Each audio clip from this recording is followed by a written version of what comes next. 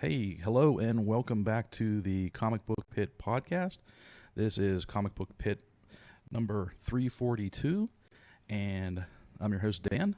And with me in the amazing Sorgatron Media Studio, we've got, let's see, wait, who we got? Oh, we got Jared. Hi. It's like a surprise. Sorry, I'm trying to remember whose order here. We got Kate. Hi. And we got Link. Hey. And if you're new to the podcast, welcome. We do a lot of comic book conversation. We usually split our episodes up into we've got a review episode, and then we've got a general conversation episode. If you can hear my voice, then you are listening to a comic review episode. So you're welcome. Enjoy. And we're a couple weeks behind. We missed recording here a couple weeks ago. It's my fault. Stupid pay day job stuff. How dare it? I know, right? It's awful. That's all I have to say about that. I know. I have spoken. I've spoken. This is the way.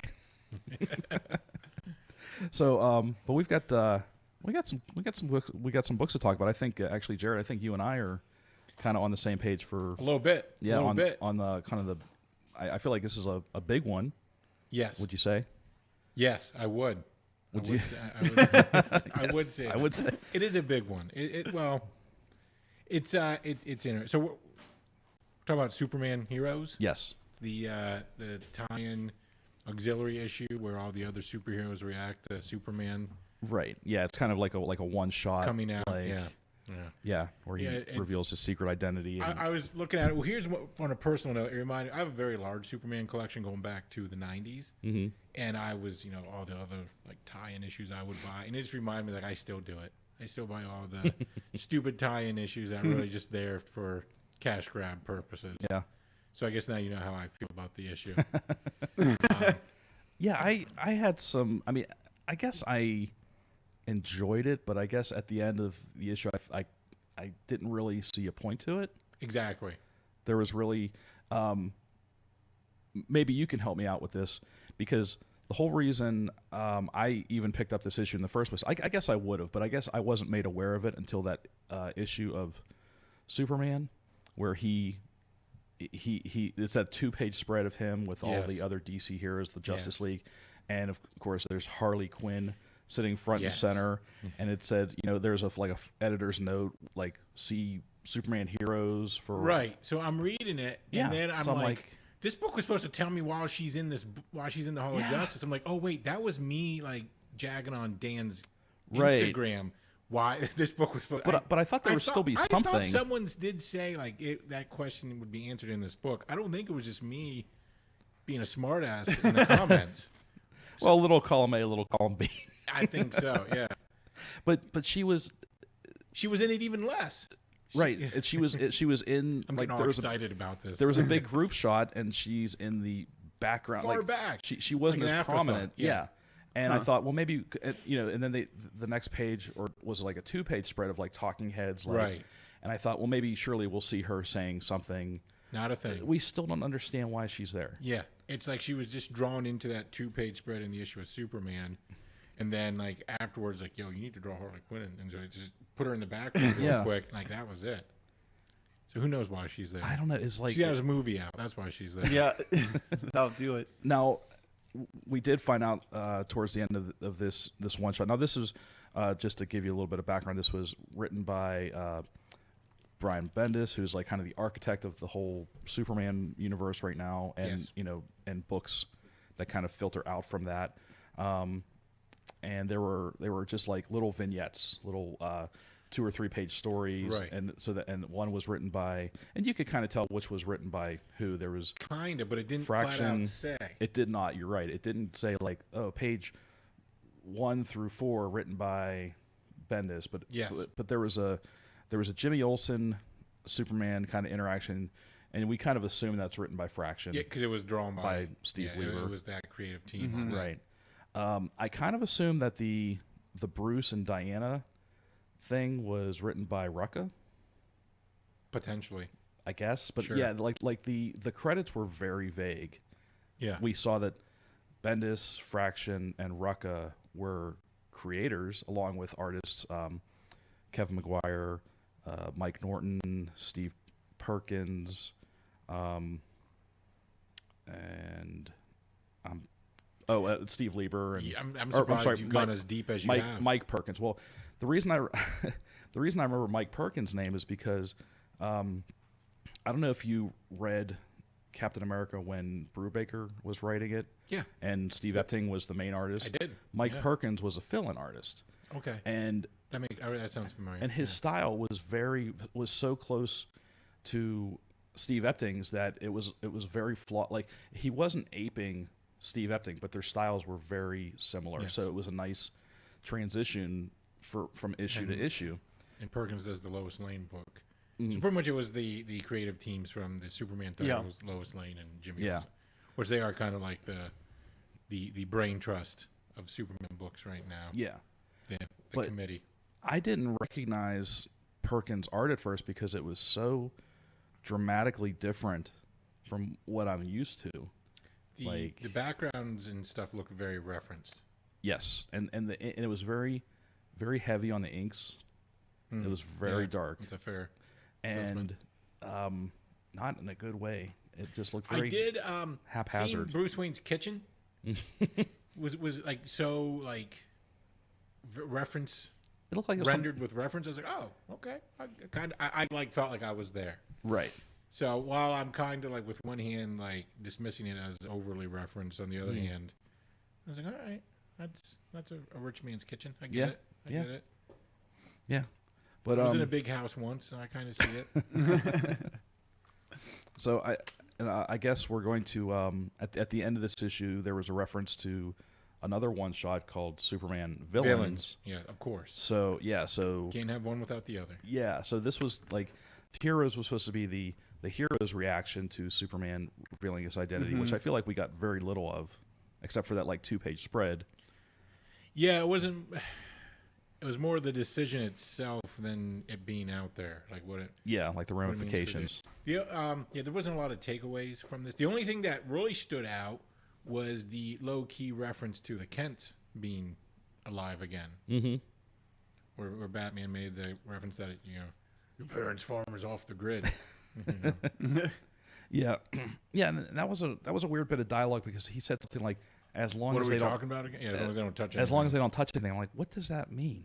And he's like, "What are we?" It was like a little goofy, like he was. It was a joke. It was a Bendis being funny with Batman type thing.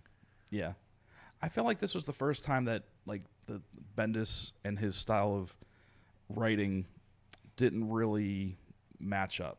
It didn't really fall on. He came out the gate swinging hard, but I've noticed a diminishing returns. Kind of a drop off. Yeah.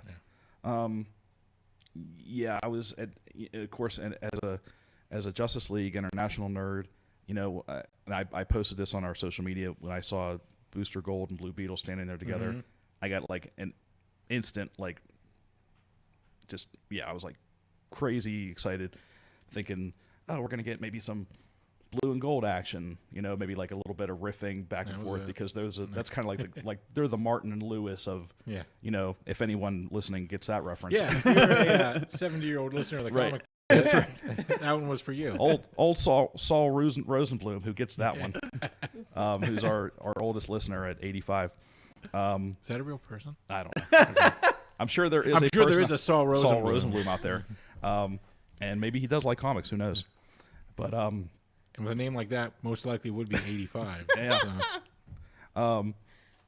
But we got nothing. We got no. Yeah, that's why. That's why it just reminded me of the other just cash grab one shots that are in my long boxes. I was like, got me again. I'll get the villains because maybe the villains sounds like that would be interesting. Yeah, that one actually might be a little more meat on the bones there. Yeah, I'm kind of and because it sounds like Lex Luthor is going to play a more prominent role, because the discussion that Superman and Lois had at the end, which I really didn't follow what they were referencing. Yeah. That was like the loose tie into something that was going. Yeah. So, but it sounds like it's going to be kind of very like Lex Luthor centric for the Well, that Superman issue, I think, was it villains. 18 or 19, where at the end, and they're like, "Why didn't you know this?" And he's just like, jerking someone off. No, I must have missed that part. you gotta read between the lines, Dan. That's what Luthor does when he's. It's between the When Luthor's panels. angry, he digitally manipulates people. No, it looked like it was much. Yes, I agree. A little more focused on Lex Luthor and why he didn't know that his arch nemesis, who it was. Yeah, I mean, and there were, and to be fair, I felt like there were some bright spots to this issue. It wasn't garbage. No, No, I agree. it wasn't. I thought a lot of the art held up. I'm a big fan of Kevin McGuire, so anytime I get to see him doing, current work, I'm excited. I'm excited to see his work. I'm excited that he is still, relevant in the industry. There was that little 3 or 4 page story of Superman visiting his High school teacher. his old high school teacher. Yeah. I thought that was pretty. It's cute. It was pretty cool. Yeah. So overall, I mean, it wasn't like, like you said, it wasn't garbage, but I felt like it still left us with more questions than answers. Yeah. So it was a cash grab one shot. Yeah. Let's just call it what it is. yeah. So. Yeah. And we'll pony up for the next cash grab one shot. Yes, we will. Yes, we will. Not learn our lessons. Yep. You had another book to talk about, right? I did, and I actually have a comment on the last episode you had with John Angle Okay. about artist Scott Hepburn's credits. And Dan, you are correct. Scott Hepburn is the artist on Revenge of the Cosmic Ghost Rider. Okay. Issue number 2 of which I read this week, and I highly enjoyed because of the artwork of artist Scott Hepburn, who I'm led to believe will be a guest at this year's Three Rivers Convention at the David R. Lawrence Convention Center in downtown Pittsburgh, May 30th and 31st. I enjoyed the way that just rolled off your tongue. But you are correct in all of that, yes. What I like the most about, the story, the writing is whatever. The story is just like Cosmic Ghost Rider with some kid. Mm-hmm. And it's From just, Avengers Arena. oh, is it? Yeah, it's one of Dennis Hopeless's older original characters he Cammy? made. Yep, Cammy. Okay. Oh, okay. I vaguely remember. Yeah. Yeah, she was like one of the new people that he was like, here's, you're on Murder Island with You all, read the, this book? with all the other young teens. I read the first issue. I haven't read the second Okay. issue yet. Well, I'm not really here to comment on the story. It's the art I'm commenting on, and specifically the character design is out of this world. It's like all space aliens. So like, there's like one human-looking person. That's that Cammy lady. Mm-hmm. Ghost Rider when he's not Ghost Rided out, and for most of the part of the book, he is in the Ghost Rider form. And then all the space aliens, and then there's a big bad in the book, who just was the one where it stopped me in my tracks, and I just stared at it because it was such a beautiful character design. Oh, okay. And he's got like a little bit of that cartoony look, which I love in comics. It's got the little bounce to it, and just so I particularly enjoyed it for the artwork and the different character designs of all the alien characters. And just what's the overall?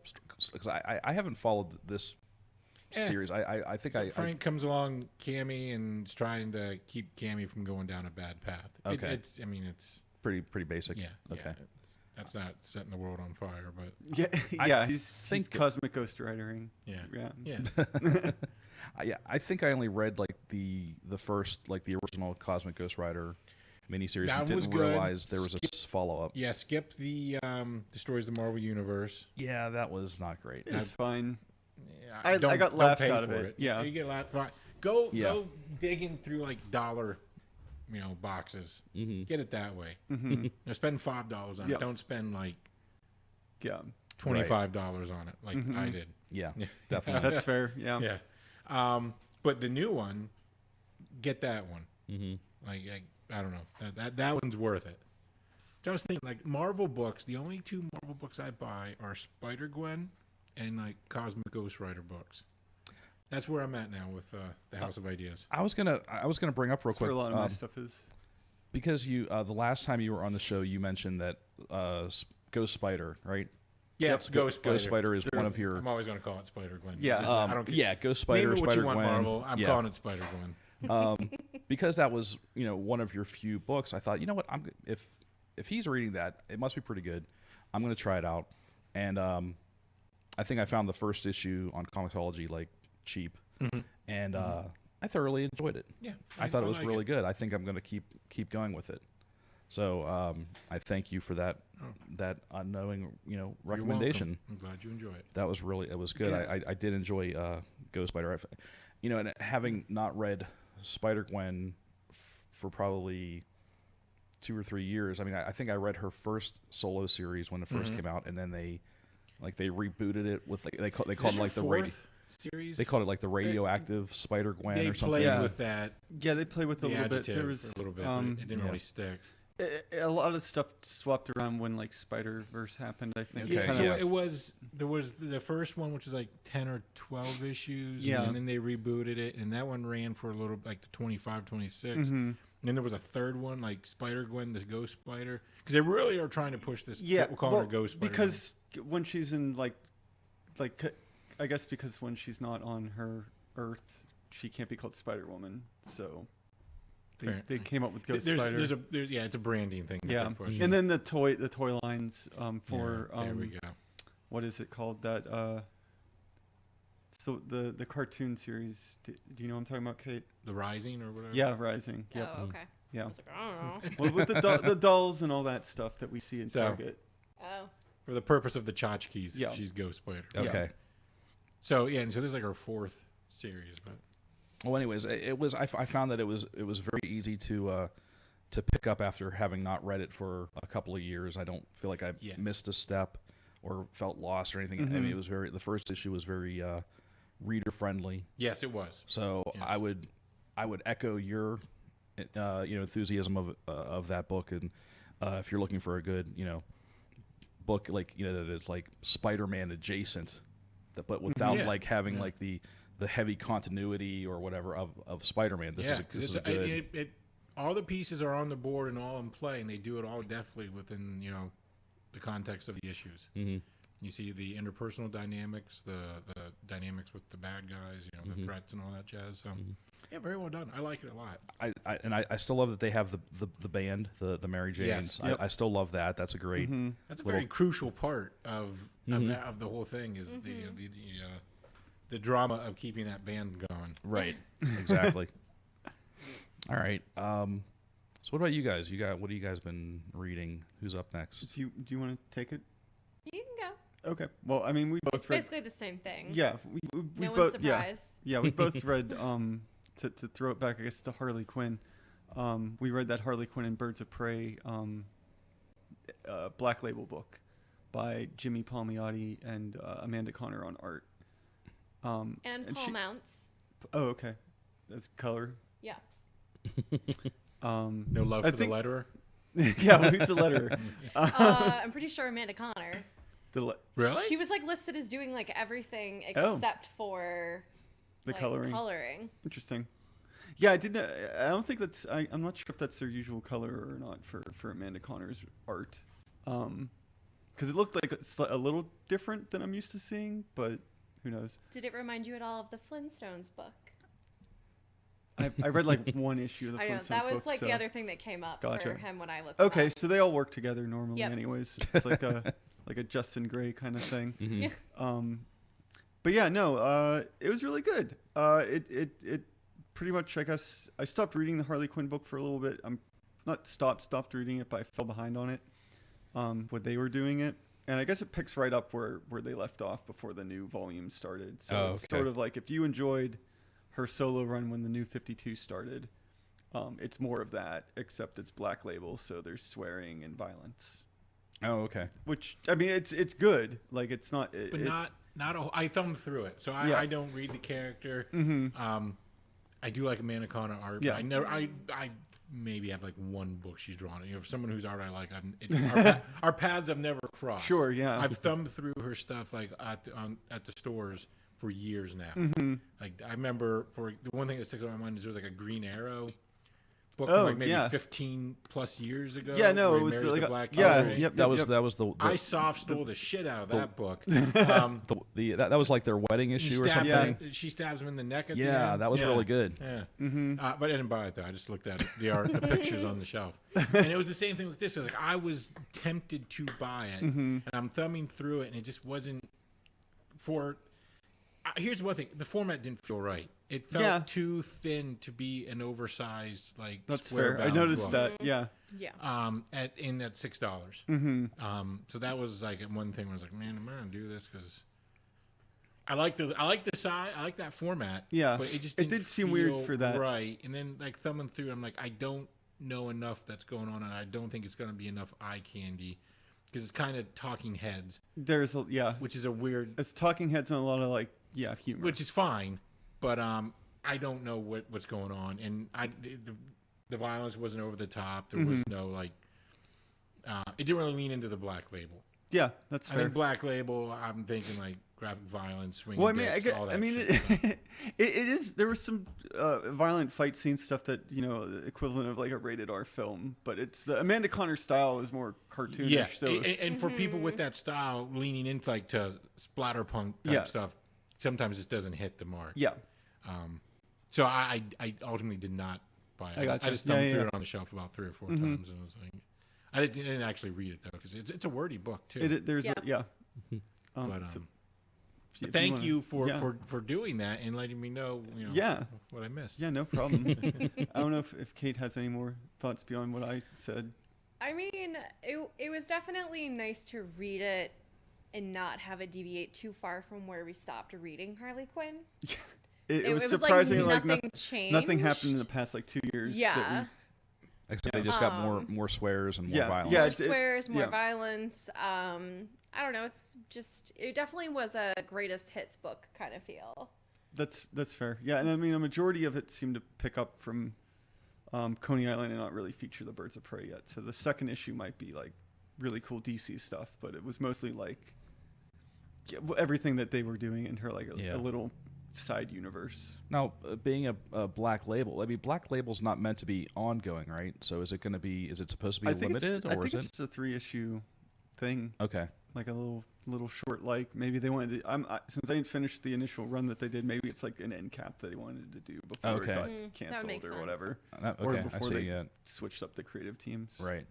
Or maybe because Black Label didn't exist when they were writing it, they're like, hold up, we have this opportunity to tap into like the pro era, Right. and do some forgot like about that, yeah. raunchy humor kind of stuff. So. Mhm. Okay. I mean, she talked about beating those people up with dildos. So Yeah, there's a lot that of was that. great. Yeah, there's a lot of And a lot of talk about dicks. A lot of talk about dicks, Didn't show. dildos. Yeah, there were those show Maybe dicks. there had been some dicks. I would. You had to read those may talking pull the heads. trigger. Yeah. You gotta read Batman Damned to get dicks. Yeah. And then there was a cameo by Power Girl. Yep. Yeah. Oh, there was- okay. yeah, a little tiny cameo. So 'Cause so they kind of like waste no chance. so this is more of almost like not a Harley Quinn greatest hits, but a Connor and It really Paul is. Miotti Yeah, it's greatest a hits. Connor Palmiotti greatest hits Yeah. book. Yes. Where they're allowed to do like R-rated DC stuff. and just bring in like every character they've ever worked on. Yeah. And here comes Jonah Hex, and Yeah, I would not be surprised if Jonah Hex shows up. If only. that would be pretty. That would be crazy but cool. Yes. All right. Okay. Well, I guess we're real DC heavy this week. So I picked up Justice League number 40, which is a new kind of like a new direction or like a paradigm shift for the book. It's got a new creative team.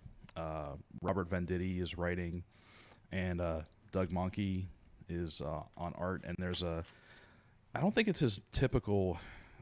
It's a different inker than I think usually works on. Let me find it. His last name is Friend. I think it's either Robert or Richard. I'm sorry, Richard Friend is the inker. David Barron, colorist. And this is Again, no love for the letters. I'm only in it for the pictures. Tom Napolitano. There you go. I got your back, man. Okay. It's the fastest gun in the West over there with Yeah. Google. Jared, friend of all letterers. And not to shortchange the cover artist, Brian Hitch, gives us a pretty exciting cover with the Justice League, surrounded. They're in a big fight. This is, in this day and age, it's like we're so used to, a book gets a new creative team and it's like, oh, number one, we get, give it a number one. Yeah. This is actually like they're continuing their numbering. I'm like, oh my God, I'm not used to this. It's a brand new creative team, new direction. They, I guess they have kind of sort of wrapped up Scott Snyder's run. But I think there's a little bit of overlap, but it doesn't make it confusing for a new reader, because I haven't read Justice League since like this incarnation of it. I actually did read like the first five or six issues of the run, the Scott Snyder run, and it was very confusing. That's what I've heard from everybody. It's not very, and it's not like confusing and like, oh, you're just, it's too heady, or it's too, Like it's not Grant Morrison. yeah, he's not Grant Morrison. it just didn't make any sense. I think they were trying too hard. He was trying too hard to make it like relate to all the stuff that he did with Metal, and just fold everything into one story and make everything relate to that, and it just wasn't working out, at least for me. But I guess he wrapped up what he needed to wrap up with, the story he was telling with Justice League, and so he passed it on to, it got passed on to Robert Venditti, who's a accomplished writer, and Doug Mahnke, veteran artist. So I'm like, they're saying this is a good place to, for people to pick it up, and so I did, and it's not bad. It is kind of, there are some things that you don't know, like going in, like apparently John Stewart's the leader of the team. Okay. Which I don't know that there's ever been a Green Lantern who's led the Justice League before. So I think that's kind of new and kind of cool. New. And you can tell that there's a little bit of friction between him and Batman. Sure. Like Batman is automatically, like, because he's Batman, he just snaps out orders. But there is one panel like midway through where Batman starts handing out orders, and John Stewart kind of interrupts him, and he's like, no, Superman and Flash, you're staying with me, and we're going to do this, this, and this. And Batman just kind of walks away, and he's like, we have our orders. He's just kind of dickish. Yeah. But it's Batman, so what do you expect? So Shots fired. Is there a reason Green Lantern's the leader? Well, again, I feel like that might have happened. That might be from Snyder stuff. Okay. Yeah, I think that this is a leftover from Snyder. And basically what you have here is just it's a Daxamite invasion story. The Daxamites are led by the Eradicator, and because apparently Daxamites they're Kryptonians with the vulnerability to kryptonite bred out of them, and so they're like, Aren't they allergic to lead? I don't know, that didn't come up. What was Mon-El's Achilles heel? I think it was lead, because they that's what they did in Supergirl. They put it in that, not lead, something they put in the air. Well, they do have some poison him. Oh, well, there is something about our atmosphere in this issue where, like, because there's a Daxamite who crashes to Earth, and that's what starts off everything. Okay. And it's a Daxamite that John Stewart remembers from his time out in space. And this Daxamite is like he's a politician, basically. He was at one point like a Green Lantern who worked with John Stewart, and that's how they knew each other. But now he's a politician who has come to Earth to warn us about this Daxamite invasion, with the Eradicator leading the charge. And he immediately like has some sort of like the Daxamite equivalent of like an asthma attack or something. So they have to take him back to the Hall of Justice, and they put him in this container like it's Tupperware. They put him in, break like, out the good Rubbermaid. Yeah, when it burps shut, he's sealed in. So anyways, they determined that they ask Superman, like, what are your weaknesses other than kryptonite? And he's like, well, magic kind of sucks. Yeah. So they're like, well, Justice League Dark's not available. They're off doing whatever they're doing. And so Batman flies off to London to find Madame Xanadu.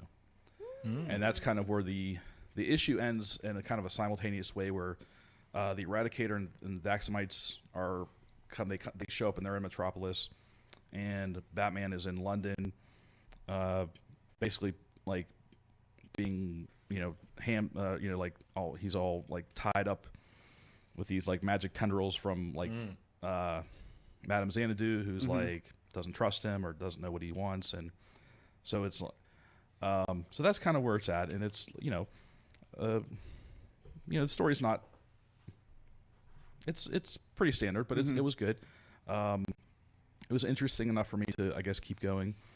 I will say the one thing is I feel like that the art was not serviced well by the inker, and it almost looked like, even though it was like the same inker, it some places it looked like it was two different styles of inking. And some pages it looked very much like what you're used to seeing Doug Monkey being, the inking style.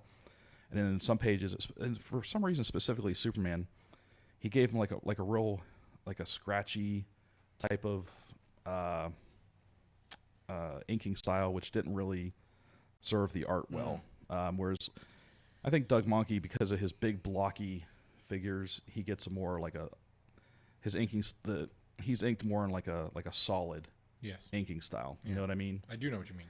And there are some pages in here or some panels where it's very just very scratchy and it doesn't really serve the art well. So hopefully they get that worked out.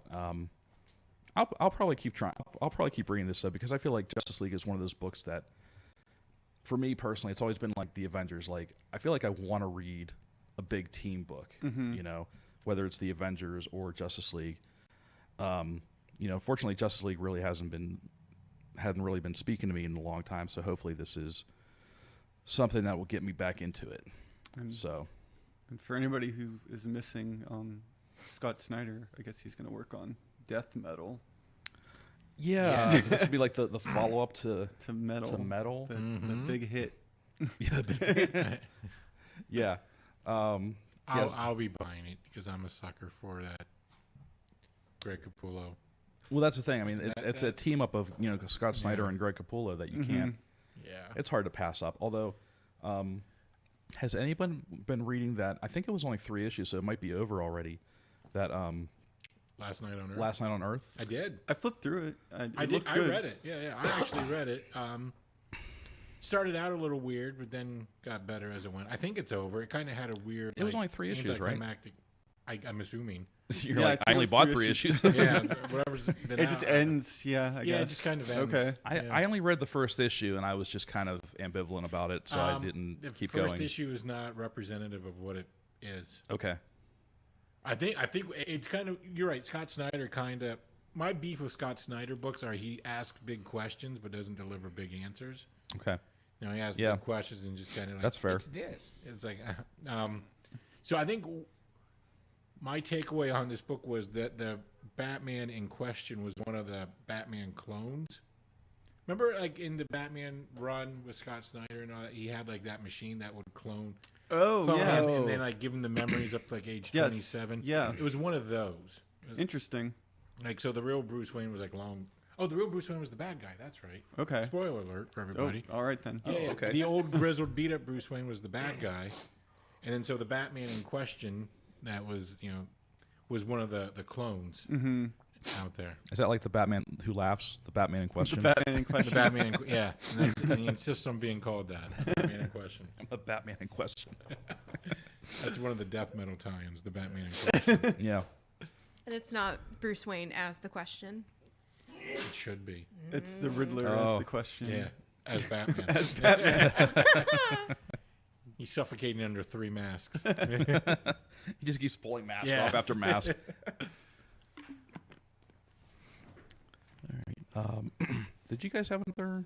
Yeah. Yes. Okay. I'll let you take the... Yes. I have all of the deets pulled up on my and phone. the letterer. And yes, Letters in Design by Krista Meisner. It was a couple years ago. We played a video game called Read Only Memories. Yep. And now there is a comic book by IDW.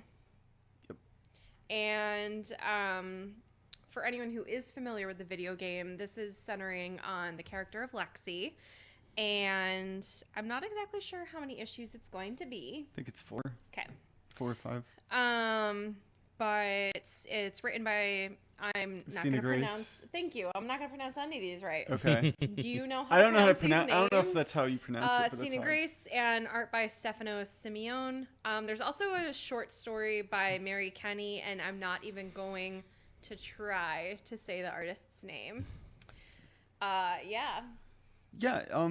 It was really good. To give it a brief explanation of what it's about. So at the end of the game, one of the endings you can get is you restore, or you give all artificial life sentience. Like they're no longer, the singularity occurs. They're all their own people now, and it's society's sort of getting through that right now, like figuring out where their place is and where AI's place is.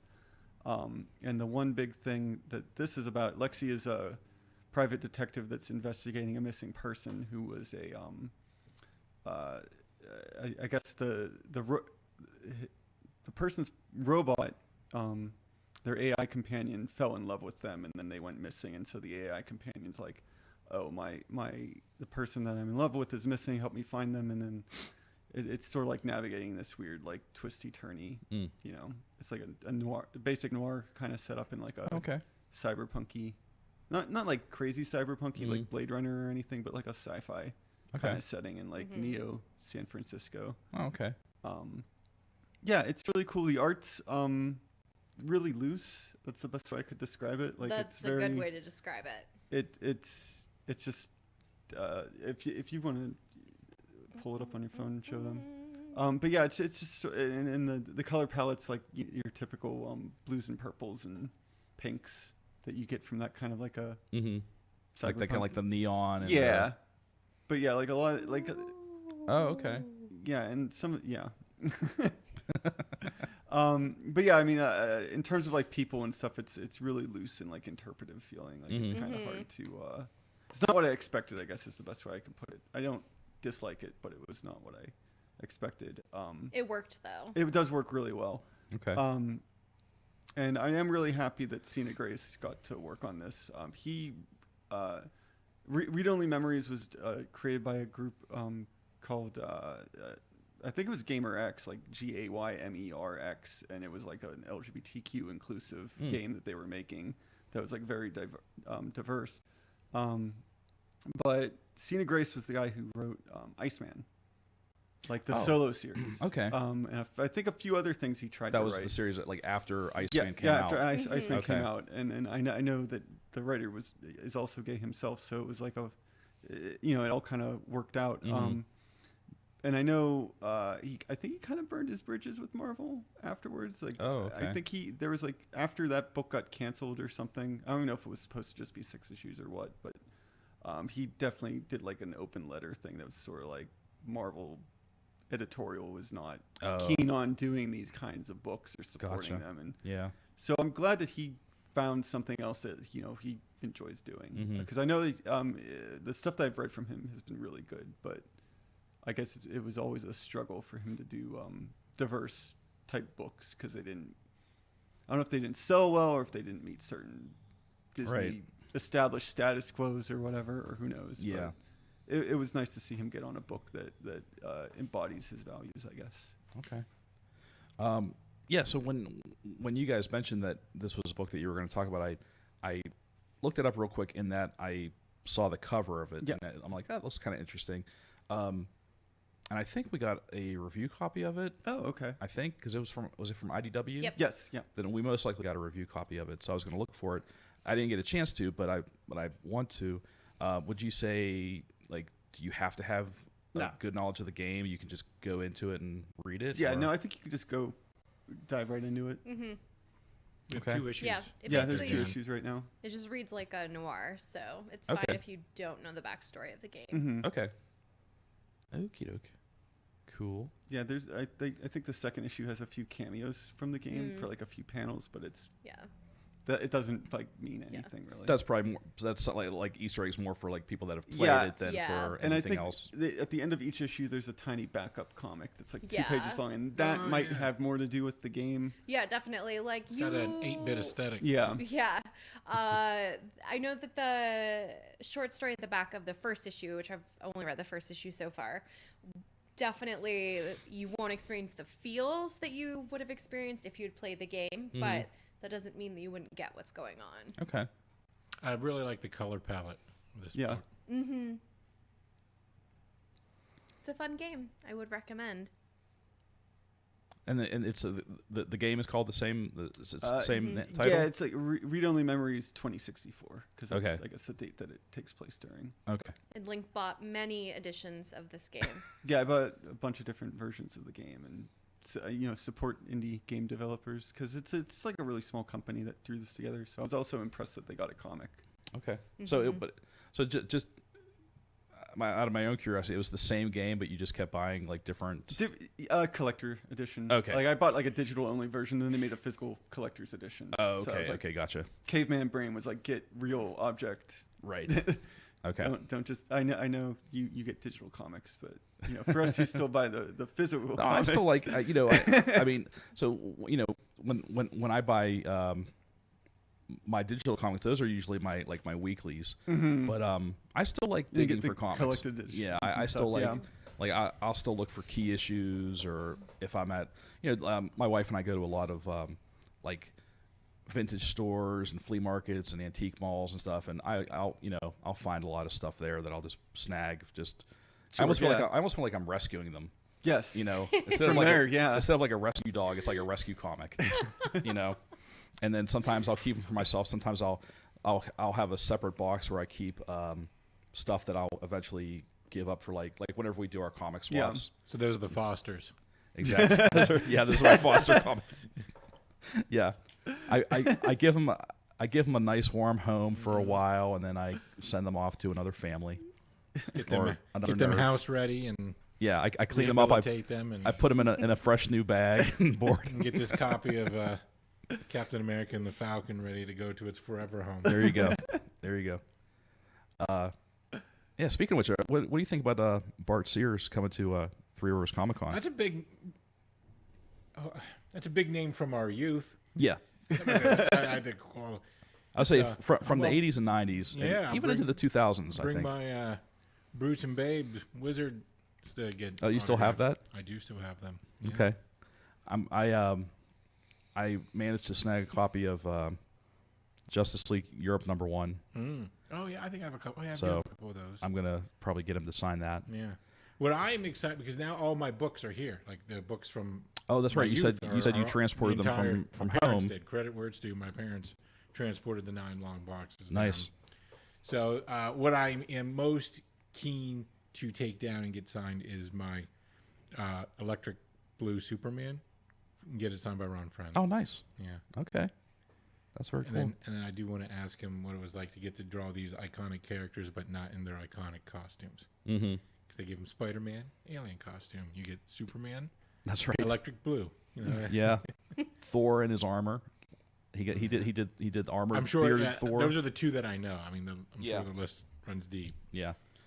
Well, that's funny because I have and I may have posted a picture of this. I found this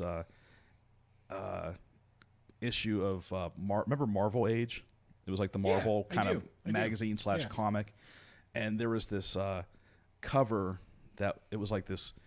It was all characters from like the mid to late '80s were on this cover. It was like this, and it was done by Ron Friends, and it was this great cover, but it had it was like Captain America as the captain in that uniform. Oh, yeah, It was Spider-Man in the black costume. It was bearded, armored Thor. It was Iron Man in his red Centurion armor. Okay. So it was all these. So it's kind of funny what you said because he drew all these like iconic characters, but not looking like they look. In their iconic style. Right. So actually, that's a good. I should probably take that and get him to get Ron to sign that. That would be pretty cool. Let's see. I was going to mention real quick. Oh, God, it's another DC book. I just realized, and it's a Bendis book. I'm still reading the new Legion of Superheroes. I don't know if anyone else is still reading that. I'm behind on my Superman stuff, but I do want to read it. I don't really have much to say about it other than it's 3 issues in and I'm already confused. Yep. Okay. I then feel maybe like I won't stick around that long. well, We'll you know, see. it's just it's such a big cast of characters. Yes. Yeah. And that's always been one of my big knocks against Bendis is when he writes large casts, it just doesn't work. Mm-hmm. And I'm gonna keep going with it just because I feel like they still haven't gotten to the meat of the book, like why this book even exists. Like, I mean, and I think it's a running joke, but they keep saying that like Superboy hasn't completed his orientation video yet. Mm-hmm. And I feel like that's kind of important because I feel like that's as important for the reader as it is for the character. Yeah. Like to understand what in the hell is going on in the 31st century or whatever, you know, because none of it makes any sense to me. Yeah. It's there's too much going on. There's too many damn characters running around. They all speak the same because it's Bendis. Yep. They all have the same voice. The only thing that's still kind of saving it for me is the Ryan Sook art. Mm-hmm.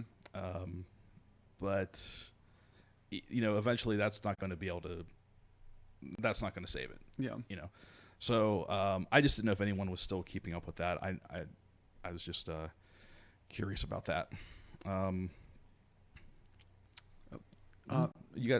one thing I wanted to since we're keeping up with stuff, did you keep up with that G.I. Joe book? You know what? I didn't until you mentioned it. Okay. And then because I remembered that I did talk about the first issue, and then when you mentioned it, I was like, oh damn! I wanted to go back and because I've still been downloading all the issues from IDW, so I put issues 2 through 5 on my iPad and read them between last night and today. Yeah. So like they're awesome. It's like really I burned good. through it. I was like, holy shit! It's really good. And that's kind of like I'm not G.I. Joe's. I didn't grow up like we had this before, but yeah, I grew up with whatever. They were toys. I didn't really like them that much. Yeah. I think the cartoon was like I was watching like Ninja Turtles or something, Ghostbusters and stuff instead of G.I. Joe. So I really have never had any interest in it, but like just the whole style of doing this in this dystopian future like resistance fighter concept is just it's gold. It's such a cool idea, and the majority of the cast aren't just like they're not trained soldiers; they're just people. Right. Is what makes it interesting for me at least. Yeah, no, you're right, and because they've taken a lot of the characters, and some of them they've done gender flips. Some of them they've done it's basically Flint, but they call him Frontier. Okay. And he was like, he's not a soldier, he's a substitute teacher, and Roadblock's in it, but he was a chef. He's not a soldier. Et cetera, et cetera. But then, do they have the code names still? They still use the code names because they don't want anyone to be identified. Oh, okay. You know, I thought the last issue number 5 was the most interesting because it introduces Zartan and the Dreadnoks, but they are not they're not part of Cobra. In fact, they are actively fighting against Cobra in this whole new world order. Yeah, they have like their own like little separate village kind of area, like a right. It's almost like Sons of Anarchy. Yeah, like they're still bikers. But what happened was, it also kind of reminds you of those junkyard people from Walking Dead. It's like they have their own weird culture. Right. Yeah, exactly. And it's this group of survivors. So what happens in this 5th issue is, you find this out actually from issue number 1, but this is already in their past, but there's a big war between Cobra and G.I. Joe / United States. Cobra won, but one of the big casualties of this war was basically the city of Indianapolis was just destroyed. we're introduced to Zartan and the Dreadnoks, which are basically like this kind of group of bikers that are protecting the last group of survivors of Indianapolis. And there's like they said, like 60 people or something that they just like were able to. handful. They were able to get together. Old people, kids, elderly older kids, people, yeah. And actually Zartan, you find out is not. He just happened to be in Indianapolis when this all happened. He was from another country, and he was there for like a trade convention or something. But he just kind of became like a leader by default. Like he was able to, rally all these people and get them together, and he doesn't look like Zartan. Like he's not wearing like a weirdo mask and a weirdo chest plate, and the Dreadnoks just look like bikers. Yeah, and Stalker and Jinx show up to. Was it like they wanted to assist them or they wanted to evacuate them? I forget what it was. Evacuate them, and I think maybe get some recruit more to the cause. I think that was it as well. Yeah. But it was mostly like a rescue mission, I think. Right. Initially. They wanted to, because I guess they were considered they're kind of like behind enemy lines, and their supplies are always dwindling, and like Link said, there's this like they have their own way of doing things, whereas like they the way they induct people as a Dreadnok. Yeah.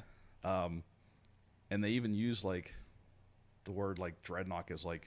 Yeah, it's like a slang term. I was like, you can do whatever the knock you want. I was like, I don't know what this right. Yeah, they were using like knock as a. Every adverb, noun, everything. Yeah, like someone who was an outsider wasn't called an outsider; they were called a no-knock. Yes, yeah, the no-knocks. No-knocks.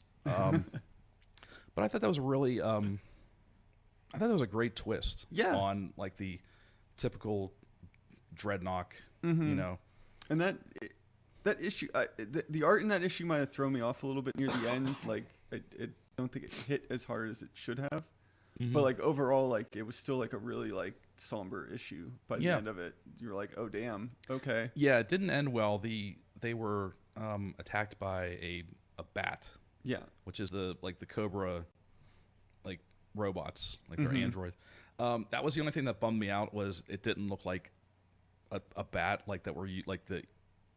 They had the bat figures or the bat design from like the old school, because that's kind of a classic, kind of a classic design. I was like, oh man, the robots just kind of look stupid. Gotcha. Okay.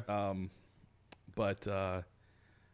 Yeah, it doesn't end well, and their numbers dwindle even further.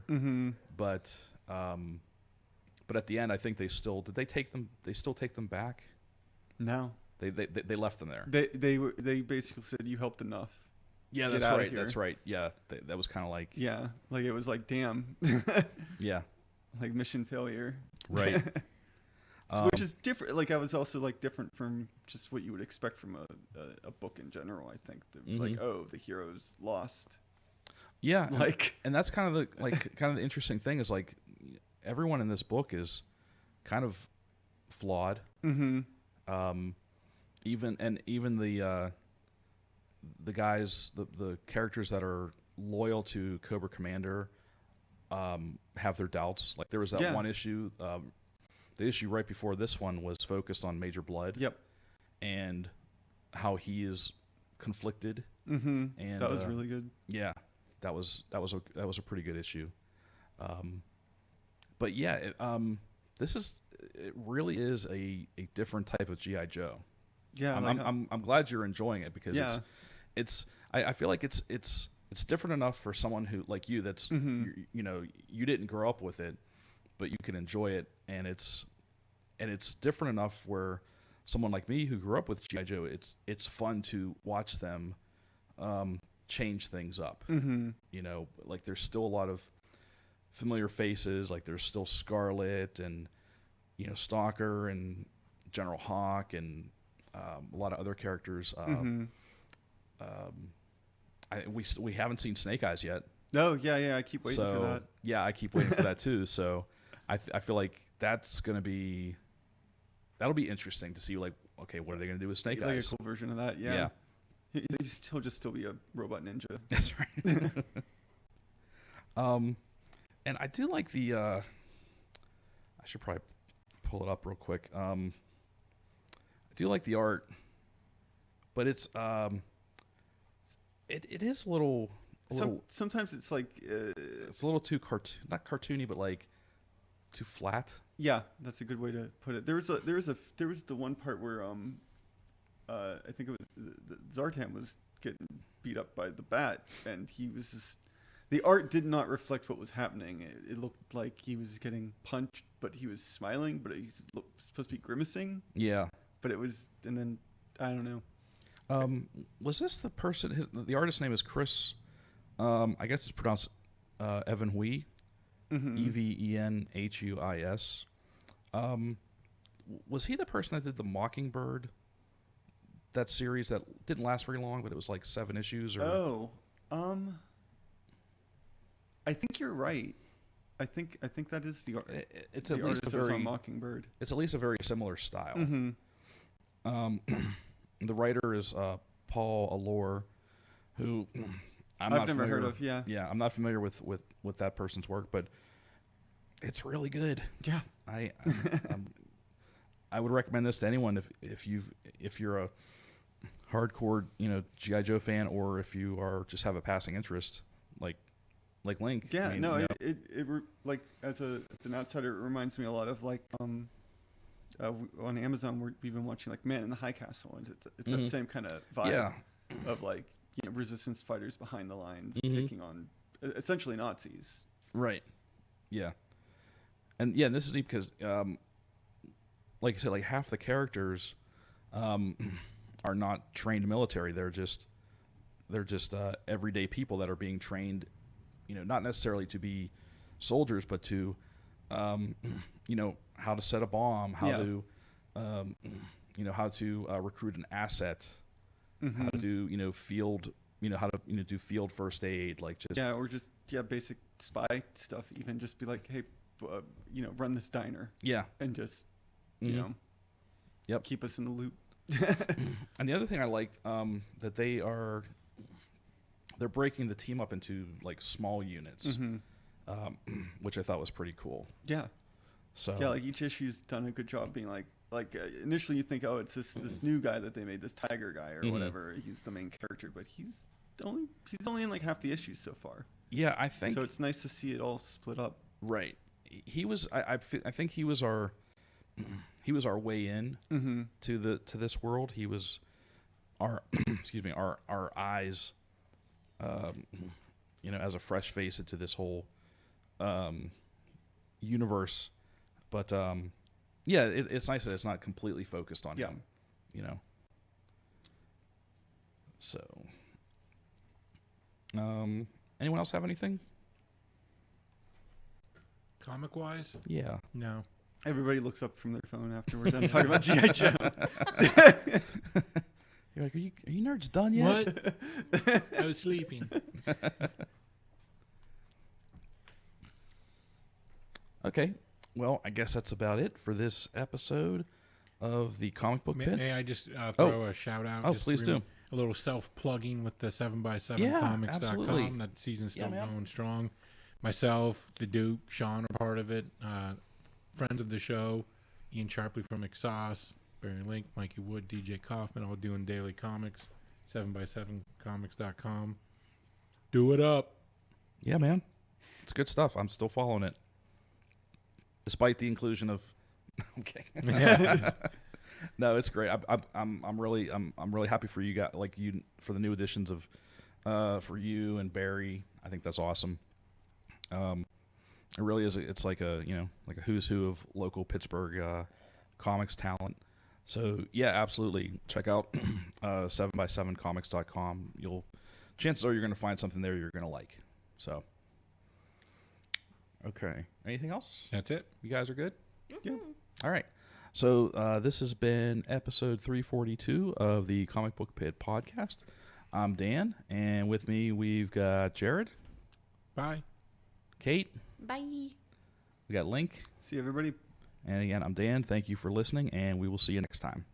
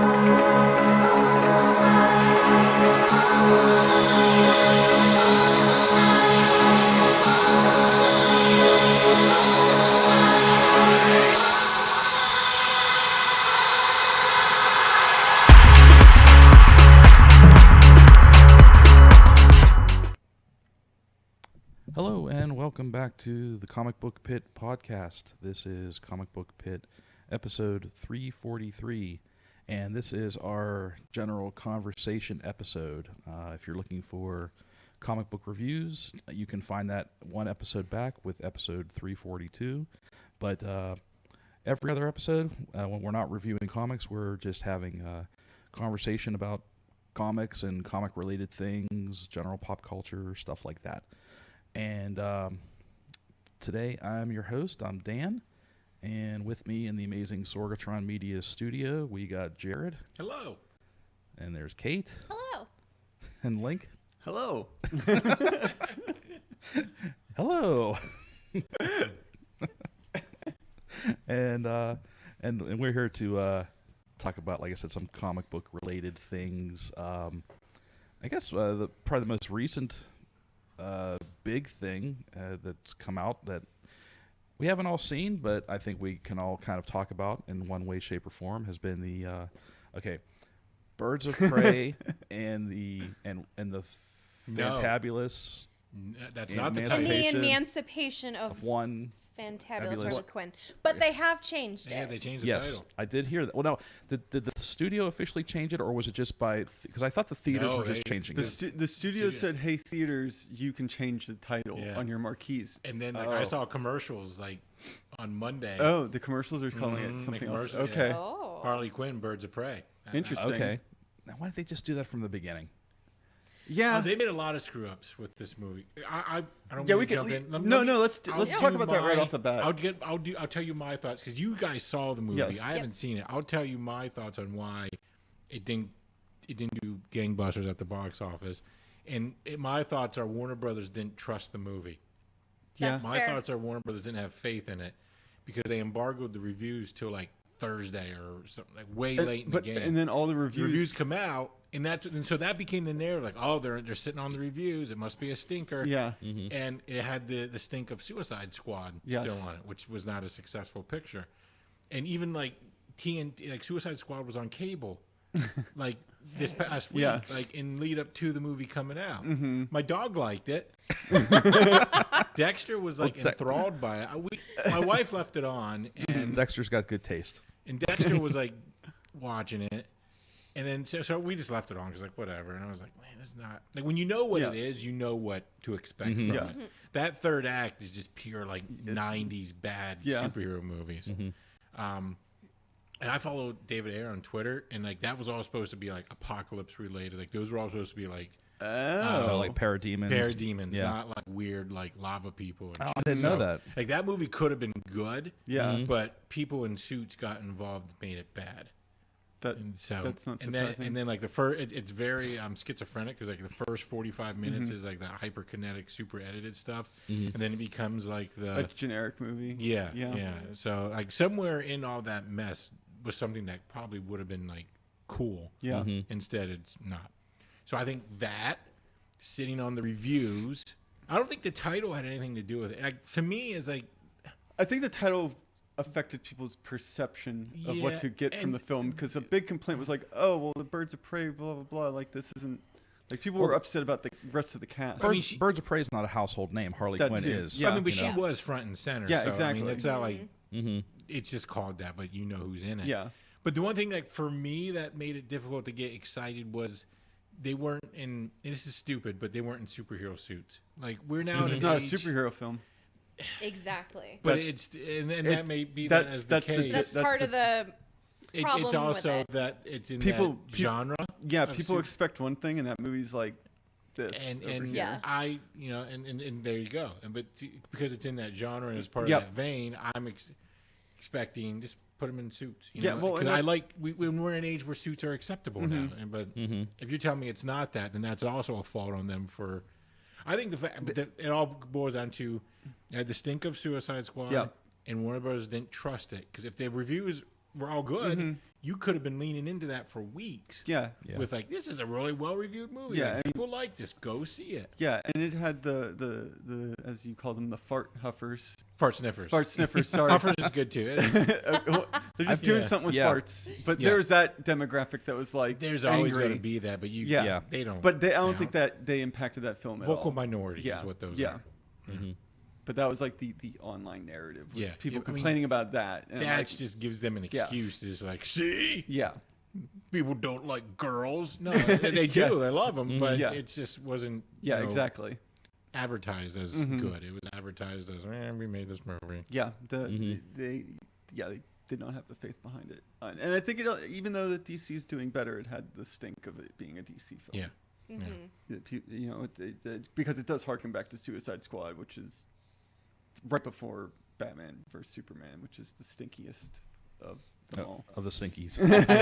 I don't Which think. I've said this before. I have a warts and all affinity for Sure, yeah. these things. So I feel like they should have at least. This is a small thing. I mean, I kept forgetting that Ewan McGregor was like the bad guy. I didn't realize he was the bad guy until he showed up And in the film.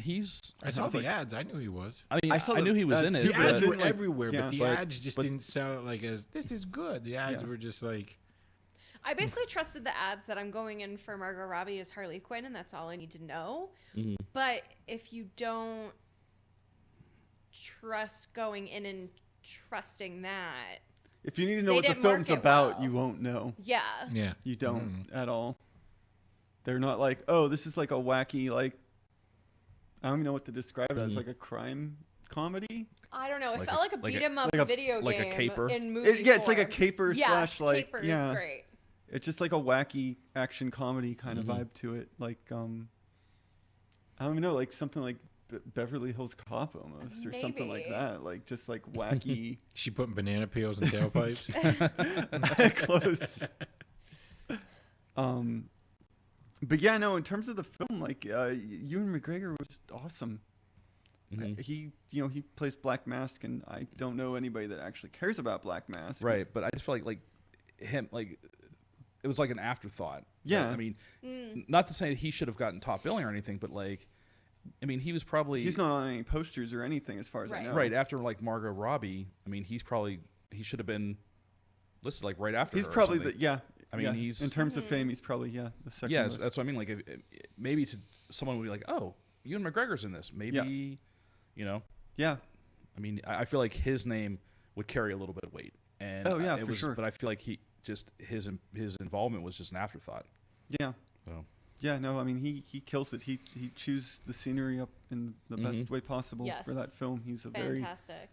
that's the other thing about this film is if you have any hangups about the way about these characters, maybe in the comics you don't like certain characters or whatever. Like most of them really don't. They're not their comic counterparts, which is hit or miss, I guess, depending on what you want out of the film. It's very it's its own thing. It's marching to the beat of its own drum, separate from the source material outside of maybe Harley Quinn. Harley Quinn's very faithful to the New 52, the animated series kind of vibe Very of it. much. There's plenty of in jokes and references and all that stuff to that era of Harley Quinn stuff. Jared Leto's not in it at all. I mean, that's really? a plus. Yeah, he's not in it. If that's a I thing thought that you it- hated, he's not in it. Nope. I mean, I figured he wasn't like going to be making an appearance in it, but Even I in thought- the flashbacks, they edit around Yeah. him. Oh, They're okay. they're aware how like that was not well received. They're like, no, okay, just the less we talk about that Joker, that the Joker. Okay, huh? They just have fun with it. They do have fun with it. My face literally hurt from smiling so much. Yeah, There were so many moments that were just, whether it was an in-joke or a fun, cool thing with one of the characters. And sure, the Huntress isn't the Huntress that we know, but you gotta love her. Like, all of the characters, they may be a little bit different aside from Harley Quinn, but it's easy to love that iteration. basically, yeah. I mean, they're all their own things. Like Cassandra Cain is not. Like if you love Cassandra Cain, you're out of luck if you see this movie. She's the least representative of her comic Okay. Yes, version. definitely. That was a very like, oh, we have the name, let's use it. And I feel like that's going to be a problem. Well, for some people, like you said, who love that character and like I'm sure some people like that's their Batgirl. yeah, exactly. You know, so to use that name, it's like Yeah, that. I think that was a character misstep. could be anybody. It doesn't have to be Cassandra Cain. And Yeah, they could have just basically- made it an original They name. basically just wasted that character. Not that they would have done Yeah, anything. not- with yeah, her not that they to probably begin would've done with. anything They're with her never to going to make begin a Batgirl with Cassandra Cain. Yeah. Right. But now they never will. Is she a Yeah. mute? Nope. Okay. She's not. There's nothing. Not just the name. Okay. She's Asian. And That's That's it. okay. So they kept that. Well, I mean, she's mute is about the extent of my knowledge of Cassandra Cain. Because up until about 2 seconds ago, I realized she wasn't spoiler. That was someone else. So. Oh man. Yeah. Stephanie Brown represent. Yes. Right? Yeah. Waffles No. for Stephanie Brown. Mm-hmm. But like in terms of like your criticism, Suits, it makes a lot of sense. So like at least the people in this room, we know Huntress's suit. It's iconic, but again, this isn't the Huntress that most people know. It's still the same character, but it's like she's starting out. I guess that's kind of the other thing. Spoiler: at the end of the film, they're in suits. Oh, okay. At the very end of the film, it's like the epilogue. They're like, "Here's our cool new duds. We're the birds of prey," because they form a team. But yeah, this is like very much the origin story of how the birds of prey, or this movie version of them, form. And Rosie Perez is Renee Montoya. Is that right? Yeah, she's a hard-boiled, older detective with a love for 80s action movies. That's cool. No, Yeah. actually, I think that's a stroke of genius in casting. Yeah. Yes, No, she's definitely. fantastic. Yeah, I can't remember last as an time we've seen older- Rosie Perez in anything. Yeah, Right. and And she's a great actress. Mhm. yeah. But like as he said about Ewan McGregor chewing the scenery, like they all did. Yeah. They all worked with everything that they had in such a good way. Yeah, there's plenty of times throughout the film that you can see Harley Quinn is doing her crazy laughing, like Harley laugh, and like something wacky is going on screen. And you can like the pure joy you can feel from like Margot Robbie playing this character is like kinetic. You're like they're having a lot of fun doing this film. Yes. Like Yeah. you can tell that out the gate. And I think it was really contagious. And the movie does take place in Gotham, and it doesn't always feel like Gotham. It's because some stuff occurs in daylight, Oh, wow. okay. which is strange. Yeah, not used to that. Yeah, but when it's the dark at night, especially in the third act, Oh my goodness. the third act's really cool, and it reminded me a lot of like Tim Burton, like Gotham. Huh. Like they have a big showdown finale at a And the Monarch theaters in every shot. yeah. No, it was it's at a rundown funhouse. Oh, Like on a okay. beach, like a Coney Island kind of vibe to it. Okay. And it's just everything about that's great. If you want to see a big fight scene, Yeah. with a bunch of like mooks and masks, in like a funhouse with mirrors and trampolines and everything under the sun that you can think of. It was. Now, did they bother with a post credit scene or like anything like that, or? There's a very minimal post credit gag. But it's like 10 seconds, and it's just an audio gag. Oh, okay. But the credits didn't seem that long. The credits were also really short. So it is So I mean, worth at the staying. very end. Yeah, at the Yes. very end of everything, there's like a little joke. That was I got a laugh out of me. Yeah. But yeah, no, for the most part, it wasn't like tune in to the next Right. whatever, because I don't think they know. Birds of Prey will appear in. Yeah, yeah, none of that. No, they're just like, yeah, we hope there's more. But realistically, do you think it's gonna happen? Like, what do you think the odds are Of them doing something doing a else with follow this? up? I don't know. I hope It's too early. yes. I think the jury's still out because I mean, if you go off the initial weekend box office, Yeah. no. But with good reviews, and if this thing picks up legs in the secondary market, yes. Yeah. We've Yeah, seen I mean, this from what I've heard, before. it's made. I mean, Penn's game's over. yeah, See yeah. all It did as well as Shazam. From what I know, like money wise, I think it did Oh, like, really? the same kind of opening as Shazam. That's weird because Shazam was like, wow, this is well received. Yeah, yeah. So But I think it's still that DC stink that they're working on. yeah, Yeah. I still. I mean, maybe I'm wrong. Maybe I'm giving too much credit to our society. I feel like it's the Suicide Squad stink and not it's girls. Yeah, Because if you tell me I it made hope the same so. amount of money as Shazam, and Shazam was like, "Oh, hot dog, this is great," yeah. then why is this thing getting its mouth shit in? And I think it has to do with Suicide Squad. No, I'm almost positive it has to do with Suicide Squad. Yeah, It's sorry. unfortunately too tied to it. Yeah. Just by Harley alone. And I think the other thing that has going against it, which isn't even the film's fault, but as you kind of mentioned, you're like, oh, I expect them in costumes and this and that. Yeah. Like people are just over, like, Endgame happened and that was it, and then everybody's like, I don't care what universe you're in or anything, I'm done with superhero movies. Like fatigue. Yeah, fatigue. The fatigue's hitting. So even though this is the equivalent of like Deadpool, basically, like it's a comedic, whatever, fun romp that has very little super heroics in it. They're still like, oh, it's a superhero movie, and I'm good. I will say, like, for the most part, like, there is very little super heroics in this film. I was literally just thinking that when you I said that, it's almost like no one's a hero in this. The most, there's like one scene where I think superpowers are used, and that's it. Oh. Is that the scene that's in the ads? Because I keep seeing maybe, yeah, a gif of Black Canary using that's it. Yeah. She uses the scream once. Oh, okay. But it's so cool. It is very cool. Oh, I had chills. But yeah, they really don't. That's they're not it. like, let's fight CG lava monsters or anything. Yeah. Yeah. That's good. So it's more of just like a straight up like crime caper. Yeah, Yes. it's just a fun crime caper. It's Okay. totally worth checking out. Like 100%. There is a diamond involved. There's a diamond. Well, if there's a diamond involved, it's definitely a crime caper. Yeah. Is it a heist movie? There is no heist. No. in it. It's just a caper. It's just a Got me excited caper. for No, caper. no heist, just a caper. Caper doesn't it's very entail different. a heist. They're Yeah. two separate things. I like heist movies. Capers. I agree. I'm the same way. I'm undecided. Yeah. Yeah, I mean, the other thing I appreciate about this film, and this kind of ties to the Birds of Prey thing a little bit, is that I know the complaint was like, oh, well, all the other characters don't get a lot of screen time, but it is Harley's movie, but I think everybody does get a lot of screen time.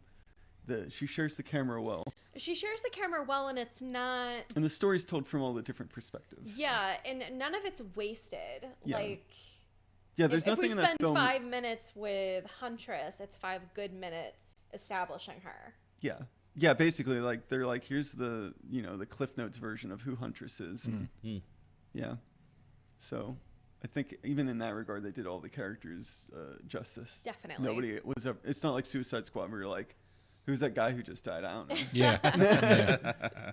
Fodder. Yeah. So, keeping with the DC movie vibe, what did everyone think of the minute-long Batman screen test footage? Oh, see, I didn't see this. I didn't see the footage. I thought it was just a photo. No. I just saw the photo. There's actually music that goes along with it. I like Oh. the score. Yeah, I like me the too. Score a lot. I agree. Okay. I mean, the suit looks awesome. It does. Mm-hmm. The only, when I first saw it, so what it is like a minute long, Mm-hmm. and it's got a really great like piano-driven score, and you see him like roll blurring out of focus, and then it comes into steps in and comes Okay. into focus. The bat symbol at first like underwhelmed me, and I don't know if it is what everyone thinks it is or whatever. Yeah, is that official? Or is that just like a rumor? It's just Ah. headcanon. Gotcha. And then someone pointed out, oh, like the lack of like pointy ears on the bat harkens back to OG. Mm-hmm. But then when they got up to the cow and like the little collar, Mm-hmm. and like that, I was in on that. I like the cow in that it, and again, this was just from the minute that we get of looking at this thing, it looked more leather It did to me than That's cool. like armor. I mean, there are still aspects of it that are armored, like the chest and shoulders. Oh yeah. But like the collar and the cape and the headpiece definitely looked like a more leathery It did. type of. Curious what the ears component. are going to look like. I'm hoping for short and stubby. I know there are Yeah. people that are advocating for like long. Don't do like the Bob Kane ears. That's just going to look Giant- silly. No, I mean, maybe if you go like Jim Aparo ears, maybe, but There are people that want the what was that the Kelly Jones. There are people that want the Kelly Jones ears. I don't want the Kelly Jones ears. That's ridiculous. Yeah. Well, yeah, don't do Kelly Jones ears and like the OG Bob Kane ears like flail Right. out and stuff. No, I like year one stubby ears. I like shorter ears too, Yeah, like but I would tolerate like Aparo ears. mhm. But I like my ears shorter. Yeah, as far as the chest symbol, where it looks like it's more functional than like decorative. Like I mean, Yes. it's Like, in it, the, like it, detach or something. it- It does look like it could detach. it's yeah. in the rough shape of a bat, but it's just the way it almost looks like it's split in half, Mm-hmm. where the like the pectoral pieces Sternum. are. Yeah. So that'll be interesting. Yeah. But yeah, I mean, we get such a short burst of it, but it was enough to really pique my interest. I don't really. I mean, to be fair, I've never seen any of the. I've never seen anything Robert Pattinson's been in except for his brief role in Harry Potter as Cedric Diggory. You should watch The Lighthouse. I've not. Oh, is that with seen- him and Willem Dafoe? Yes. I watched the trailer for It's that. wild. That looks creepy. Yeah. It is. Like all black and white, and it's just the two of them, right? It's just the two of them, and they act their faces off. I imagine that's just like, that's just like a master class in acting, probably right there. Yes, I think like he's good in other stuff that we've seen him in, but Yeah. if you're just gonna watch one movie, Mm-hmm. Yep. Yeah, I've never seen anything either other than Twilight's been on E this last week, and so my wife likes to tune in whenever she's flipping through, Mm-hmm. and I'm quarter paying attention. What team are you on? I'm not on any team. You have to. I'm on. You have to make a stance. I'm on a team like, why is this movie being told through like voiceover narration? like, I guess it's the I don't know. It's one where there's the kid baby with the weird CGI Oh, no. face. oh, we didn't watch We- that far. It's just. It's like this is not a good way to tell a movie. It's Yeah. all like No. voiceover. Jared's like, on narration. team read a comic book. Team CG baby. Yeah. And my wife even like digresses. She's like, "This is not good." Yeah. No. It's we heard and then But yeah, no. We've seen him in a lot of stuff actually, and it just happens to be that. But yeah, he's always been a good actor, so I'm really. I was on board with his casting when it was even at Rumor Face, just because I like that it was so. It's out there. Yeah. It's different. It's not like some like square jawed, like broad, manly actor that we're used to. It's definitely a different direction in casting, and his the villains that they're supposed to have. Yeah, I in was this. told that Colin Farrell was going to be the Penguin. And I was like, Yeah. what? That's correct. Yes. That sounds awesome. And who's I'm there playing? Is for it Zoe Kravitz is Catwoman? Catwoman. Yes. Yeah. Yay! She's gonna be great. So actually, I'm kind of excited for Andy Serkis as Alfred. Well, since we're going through, the one that really I was on board for was Jeffrey Wright as Commissioner Gordon. Yes, I love Jeffrey I Wright. thought that was some inspired casting. Yeah, that's great. It's really good. I forgot about that, and I love him in just about any. Actually, I fell in love with Jeffrey Wright from weirdly enough. Remember when they did the first Shaft movie? I knew you were going to say Shaft, and if you didn't, I was going to say Shaft. He was Peoples, man. He was Yeah. Peoples. That movie, yeah, and It was Christian Bale was the Yes. privileged white boy. he was the bad guy. Yeah, there were a lot of people in that. Yeah. Dan Hedaya and Oh, come on, yeah. Nick Tortelli from Cheers. Now we're going way back. Hey, that's for Saul Rosenblum. Yeah. I definitely had to Google who Jeffrey Wright was, which is really sad because we love his character in Westworld. Yep. But I did feel not like see that's that, one but of I'm the told it's good. only things we've seen him in. But he's fantastic. Well, watch Shaft. Yeah. Yeah. Apparently. I've seen OG Shaft. OG Shaft is good. The Shaft remake is. I didn't see the most recent Shaft movie. I heard it was kind of garbage, but the first Shaft, Sam Jackson Shaft, was fun, in a dumb way. Yeah. You know. But it is funny to see Christian Bale as the privileged white, bad guy. That's when he was still emerging on our collective radars. So basically, Nick Fury went up against Batman. Yes, and won. That's right. That's how you know Nick Fury's a badass. So we saw another teaser this week, which I didn't even know this was coming out, and I guess it's part of the reason why it was a teaser. It's kind of a surprise, but Stranger Things season 4. Yeah. That was kind of fun Yeah. to see. The old man is back. Hopper. Yeah. I couldn't remember. Did we not see him at the end of the or is it? They It just was- hinted No. heavily. It was alluded to. They just called him the American. They just Okay. said the American, and you didn't see him, Gotcha. but you just kind of assumed, oh, yeah, that's him. yeah. I watched it with no sound, so I don't know what it sounds like. It's Oh. there's like a creepy track, It's just Okay. yeah. It's just you like hear ambient music. yeah. You hear like this kind of like a stereotypical like Soviet Mm. you know era like Cold War era like Okay. music, and there's guys working on a railroad like saw pounding that. spikes. All and, the live long day. Yeah, exactly. And and they're so you hear that, and you hear like dogs in the background, and Okay. Russian being spoken. I mean, there's really that's it. Like Yeah. you don't know Okay. anything else. There's no that. No, there's no. I don't think there's any of the theme music. There's a lot of already. They're already theorizing that Chernobyl is going to play some part in the 4th season, Sure, Oh. I can which see that. kind of makes Does sense. that line up the real world? I don't know. I as far as the timing of it, I didn't think to look at the timing of when Chernobyl happened versus when what Yeah. the Stranger Things timeline is. 1986. So yes, it would line up. I guess yeah, it it's would. gonna Yeah. totally be it then. Okay. That would make sense. But Because what was it? 85. This last season of Stranger Things. I think so. that sounds So right. it perfectly lines up. Yeah.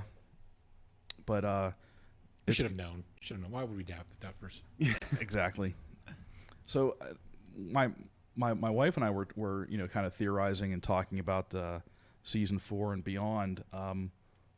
Well, first of all, do we know if they've are they just going season to season? This is it. This is the last one. This is supposed to be the last one. Last Okay. one. Oh. Okay. Okay. I mean, yeah, because they're going to be adults soon. and Well, that's the thing. I thought either they have Stranger to. Things, the college years. That they've milked it this far is Yeah. impressive because it could have easily ended at 1. Oh yeah. And Absolutely. I was advocating ended at 2, and Mhm. 3 was fine. But yeah, don't go any. You're gonna get diminishing returns at some point. Yeah, it's getting there. Right. And don't ruin it. So yeah, You're get out you're gonna while get the getting's good. exactly. You're going to get to the point where you're either going to have to do a time jump and say like, oh hey, here's Mike and 11 and Dustin or whatever, they're all in college, or somehow they're going to end 4 and maybe who knows, maybe they'll like give it a year or 2 and restart it with like a new cast of characters. Because I mean, first of all, how many years or seasons in a row can the same people go through the same shit over and over and over? I mean, it's a personally, little- I advocate end it and end it. Oh yeah, I think. I I- mean, but I'm just saying, There's if a they certain were to keep going sanctity with to it, just like ending something. I mean, I know it's. That doesn't happen. I know. What world are you living in over there? I mean, know. well, that's the thing. See, I mean, yeah, I agree. You Like gotta sell those lunch boxes. and- Right. with at least with this cast, yes, they should end it. But And it doesn't. if it's a successful franchise, they may want to keep it going with another group It's like of Netflix's characters. big successful franchise, really. Yeah, like- pretty much their only one, More, yeah, I mean the only one that they're actively seem to support. and the one that's got like is a phenomenon. Yeah, yeah. yeah, it was the big hit. Yeah. So I mean, the Crown's fine, but the Crown is not. Yeah, they're the not. Crown didn't capture the zeitgeist like 11 did. There's no Crown pop vinyls. yeah. There No, probably there's are. not. I'm surprised they're not. Pop vinyl Give it- number there might be somewhere. 1086 is Yeah. the. There's a pop vinyl for everything else. Yeah, I like the Crown. That's good. That's going to end too. It's got 2 more seasons. and I've it's never done. watched it. I should You try know, that. my stance on palace intrigue is nuanced Mm-hmm. because I enjoy the institution of the monarchy, but Mm-hmm. the tabloid aspects of it are a bit lost on me. Like that doesn't intrigue me. Like Megxit or whatever they call it, like that. I roll my eyes. Like, I don't care about that Mm-hmm. Right. part. But the institution itself and Mm-hmm. the workings of such that does intrigue me. Mhm. Which I believe there's a new CNN special on the Windsor's premiering tonight, Oh, do tell. 10 p.m. on CNN. Yeah. What show are we on? Do tell you. Welcome back to Masterpiece Theater. Welcome back to Monarchy Pit. Monarchy. Welcome back to Brexit. I've watched way too many documentaries on the royal family, but again, that like I said, the tabloid gossipy part, I don't care about. The workings of the institution of a monarchy are intriguing to me, just because it's such an archaic institution. Mhm. Yeah, the fact that it's still relevant The and fact still it's still going a on thing. to Although I it's still a suspect it thing. I think in our lifetimes we'll see the end of it, but I mean, Harry and Meghan are trying. yeah, they're and it is dwindling, and how Prince Charles is tightening after his little brother got busted as a pedo. That's kind of doesn't help things. And the fact that why are the again? I don't know. I'm sorry. I'll stop. No, I am fascinated. I need to know why the taxpayers. Keep going. Why I'm are fascinated. they funding? If you look at the state of Britain, like why are they funding this? It doesn't serve a purpose anymore. Yeah. Pretty sure most Britons are against it. I don't know what They still love the idea of it, but I think out of I feel like it may have been like a split, like for a long time. like it's out been of like, nostalgia for Yeah. their history I mean, I and their get culture. the purpose of having like a figurehead to do the ceremonial stuff. Like we don't have that here. Like our president has his finger on the button and cuts a ribbon at a Costco. Right. They don't have that. Like you don't see their prime minister doing like the ceremonial. Right. They have other people for They that. use the crown The- for the that. royals, But you don't yeah. but why are you funding this? Like why are you funding their Their lavish lifestyle. lifestyle? Like you don't need an aristocracy anymore. You just keep it for like nostalgic purposes. Yeah. Like we keep our old comic book collections. They keep a queen. Way to tie it back into comic book. Thank you. yes. Well, I'm gonna roll back around to Netflix. Actually, There's no way to segue that. yeah. No.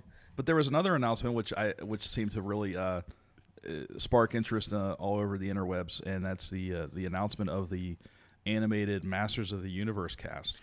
Yes. I have thoughts on this as well, because it's three tastes that I enjoy that even I have to say this is odd pairing. Okay. Kevin Smith, Yeah. He-Man, anime. Yes. I was actually surprised at the animated of the style they're choosing for this. I'm surprised by all of it. They said it's I going mean, to I be. knew about Kevin Smith. I didn't think I knew about I the don't know anime what angle. Kevin- It's gonna. They said it's going to look more like Castlevania Oh. than. But Yeah. what does Kevin Smith know about He-Man? I assume it's just a nostalgia thing, like for like it would be the same. Yeah. I mean, Kevin Smith he's our age. I would maybe he's a year or two 10 older. years older than me. So I was gonna say I'm born 1980. He's born 1970. See, okay, so I'm 73, so he's only 3 years older. Okay. So did you enjoy? Were you a He-Man person? I was not like a fanatic, but I did watch it. Like, Okay. I'm Yeah, not. I mean, I watched. A lot I of He-Man watched growing it up. in the Yeah. same way I watched Transformers. Like I watched all the '80s cartoons, but like the only one I really collected was like as a toy was G.I. Joe. Okay. I had like maybe a couple of He-Man toys and a couple Transformers. I was a G.I. Joe kid, but there are people out there that are my age, Kevin Smith's age, that are still into He-Man the way I'm still into G.I. Joe. I was born in 1980, and I was all in on He-Man. Mm-hmm. But I was born in 1980, so I would have Yeah. been like 3, 4, 5. Mm-hmm. I felt like I was probably the target demographic to be all in on He-Man. Mm-hmm. Whereas someone who may have been like 13, 14, 15, I feel like for them, He-Man would have been what like Power Rangers was to me. Well, no, wait a second. So Yeah. Where I was No. like, my brothers were in on Power Rangers, but I was kind of like, No. ship sailed. Yeah. Now, the Masters of the Universe, that was probably between maybe 7 and 10, if I'm guessing. Like, because when I was like my teen, like 13, 14, 15, same thing. Like, I had younger brothers, and they were into Power Rangers and Turtles, and but I probably would have been their age when I was into He-Man, G.I. Joe, Transformers. So I'm not sure where I was going with that. Anyway, but yeah, I mean, I'm not super surprised that Kevin Smith has a nostalgia for this. I mean, it seems like it would still be kind of like So, in his. You said you were born 73? Yes. So you were in 10 when it came out. So you're still. Yeah, that's what I was. Yeah, okay, so that makes sense. I was 3. So I mean, again. I So don't it was know almost how I it was got like into kind of it. lost on you at the time. Like you might have been too young for it. But I was still. But I have a you ton. knew. My parents will tell you otherwise because there is a ton of toys Okay. in their attic. Well, how long did Masters Universe, like, how long did it? I feel It like must have been. I was born in '84. I feel like it didn't go that long though. 83 to 85, but So yeah, that's not that long. so I must have been all in on reruns, but because the toys were still going, like I had all of the toys. Yeah. But now there were also, like, later on there were different incarnations. Like they tried to reboot He-Man. They did a different line of toys that pretty much failed. Like they messed with his look. You know, they went away from that iconic, like, big beefy look, and they gave him a more of a, like, a normal average dude look, which I think kind of did not go well. I vaguely might remember that, but yeah, no, like I think I had the original stuff, which I guess is weird then, because if it went from, you said 83 to 85, was the cartoon what? yeah, the see, internet and just I was. I mean, it must have been reruns. It must Yeah, have it been had to reruns, have but they been. must have been selling toys for a they were long still selling. time I know they were after. still selling toys Yeah. into the mid '80s, and you're right. There were just different iterations of the toys. I follow an Instagram account that like highlights the box art. Yeah. And so there's stuff like through '87, but then the movie. When was the Dolph Lundgren Dolph movie? Lundgren Like movie, '87, yeah. probably around that 87. time. Because I was just looking it up because Okay. I actually didn't hear any of this. Oh, okay. As a huge Buffy fangirl, I Yeah. am very happy that Sarah Michelle Gellar's in it.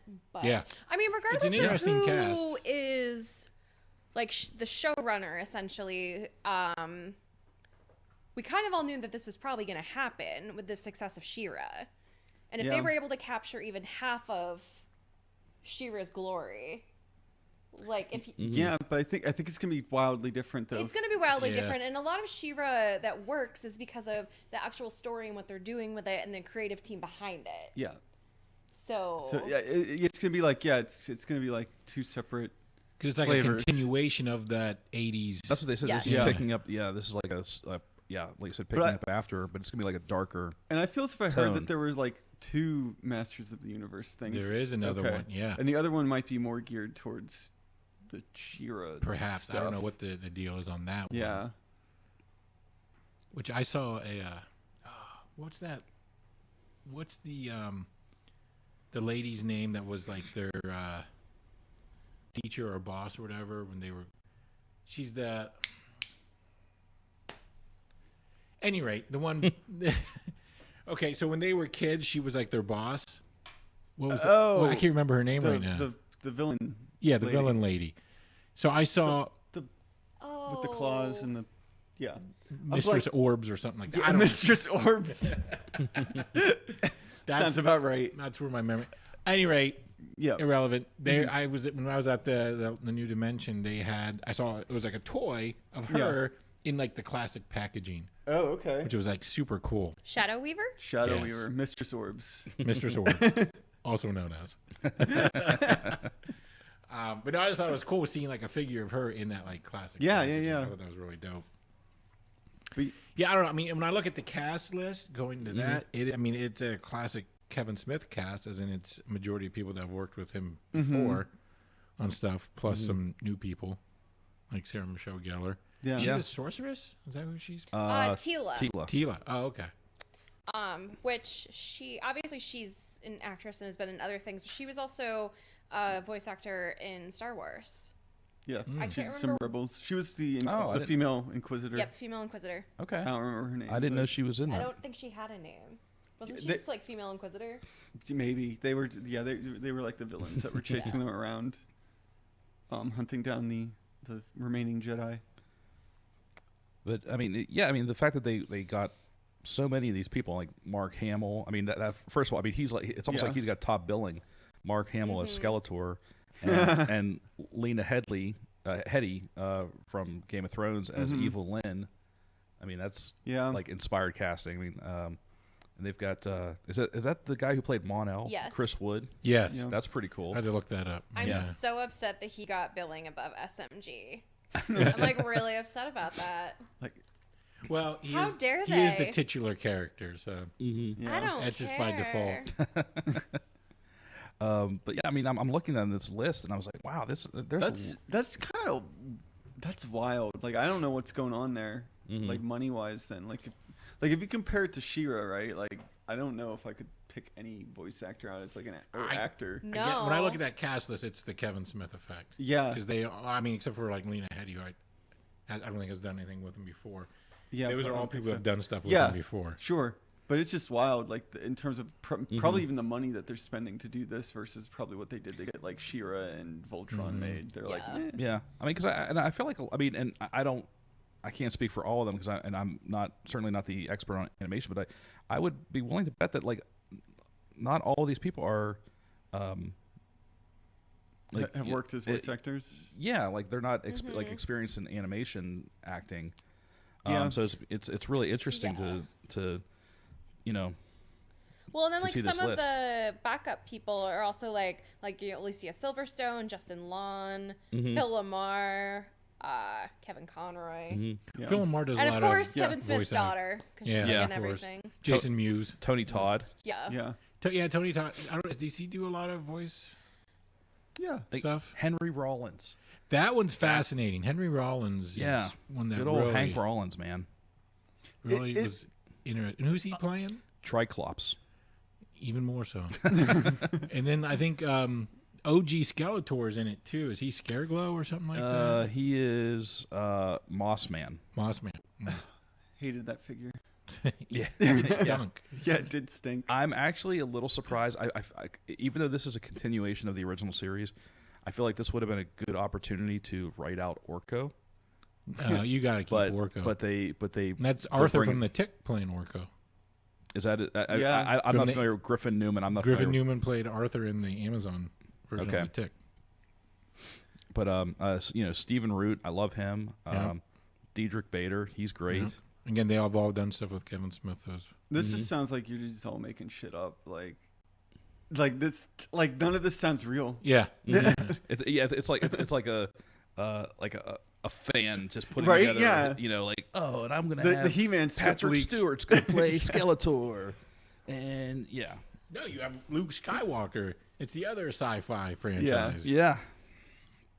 But I'm actually, I'm not typically, find myself interested in a lot of animated series, but I will check this one out. It's funny because they're actually calling it a Netflix original anime series. Yeah. Weird. Yeah. And I typically do not like anime, but I'll give it a shot. But that's not coming out till next year, so Part of me wishes they'd lean into the anime, like Lupin or Astro Boy style anime. What like for the He-Man? Yeah. Yeah. No, that'd be great. I mean, I'm just like I guess like Castlevania is like kind of anime, but it's not really something I think of as anime. It's just animated. Like it's not tropey or anything, or it has any weird aesthetics. But it kind of reminds me of what they did with Thundercats back before this newest thing that they attempted. It was like a short-lived 1 year thing where it was like more anime style, like Thundercats stuff that tried to tell like a more serious, like an adult story of Thundercats. Yeah. yeah. And that looked awesome. I never got around to watching it because it got canceled. I was like, whatever. But it seemed really cool. I like the animation style and like how they did bring that like anime, like just vibe to like the fight scenes and the action. I guess. Like I imagine that's where this will shine. Is like the action will actually look good as opposed to just He-Man lifting a sword. And, Right. Well, and that bums me out too. Is like it's if you're doing a continuation of the Lou Scheimer. Yeah. Shit, do it. Yeah. Do Yeah. it that Right. way, Like too. Yeah. Well, I didn't know this. Apparently, and I and the cast list was part of an article that I read that apparently they in the original series, like the one thing that's going to be different, like you said, like the fight scenes are going to be, I guess, a little more authentic or a little more like fighty, as opposed to the original series where He-Man would draw his sword, but he never actually used his sword on anybody. Like he never fought with it. I think he would draw it to change. Yeah. But he then has the like power he would just pick people up. and throw them or throw things at them. Yeah, like, you never. You don't want little kids stabbing people with swords. Yeah, that's the thing. Like he never actually used the sword, like his sword of power or whatever, to do anything powerful. He was just kind of a bitch with it, I guess. I don't know. I don't know. It's kind of a tangent, but you brought up Thundercats. Yeah. What do you think about the Thundercats roar? I haven't watched it yet, but I mean, I haven't either, but I watched the trailer and I didn't like the style of that animation. I don't know if I just like the style. I think it's weird. I have a feeling if I watch it though, I'd be like, okay, I see the appeal of it. Like once you like I did that with the Ninja Turtles I did not that long ago on like Nicktoons or whatever. It was like kind of slapstick goofy, and I was like, yeah, they're saying it I like kind of see what it's leaning more towards like Teen Titans Go type of show. Yeah, and I get the appeal of those. It's not my thing usually, but like, yeah, I was just curious. Cause I had a friend texted me and he's like, "What do you think about this Thundercats roar thing?" And I'm like, honestly, I've not seen it. And I didn't even. I knew of it, but I didn't like watch the trailer or anything. So I found the trailer and I watched it. I'm like, okay, so that's what that is. Yeah. And I'm like, it's definitely not for me. I thought this had all been put to bed. I'm surprised this debate has resurfaced. Well, we never talked about it. It never came up on the show. Not even that. It's just they did the trailer way back when, and then I think it finally aired like 2 years later. Oh, like okay. The initial trailer or hype or whatever before it came out when She-Ra came out, so it all got tied into that discussion about Cal art style and all that stuff. And then we didn't hear anything about it. Then the show finally came out. I was like, oh, here we go. Here we go again. Okay. I mean, I'll probably at least watch the first episode just to give it a fair shake, so I can participate in the discourse. But beyond that, I don't think I'll keep with it.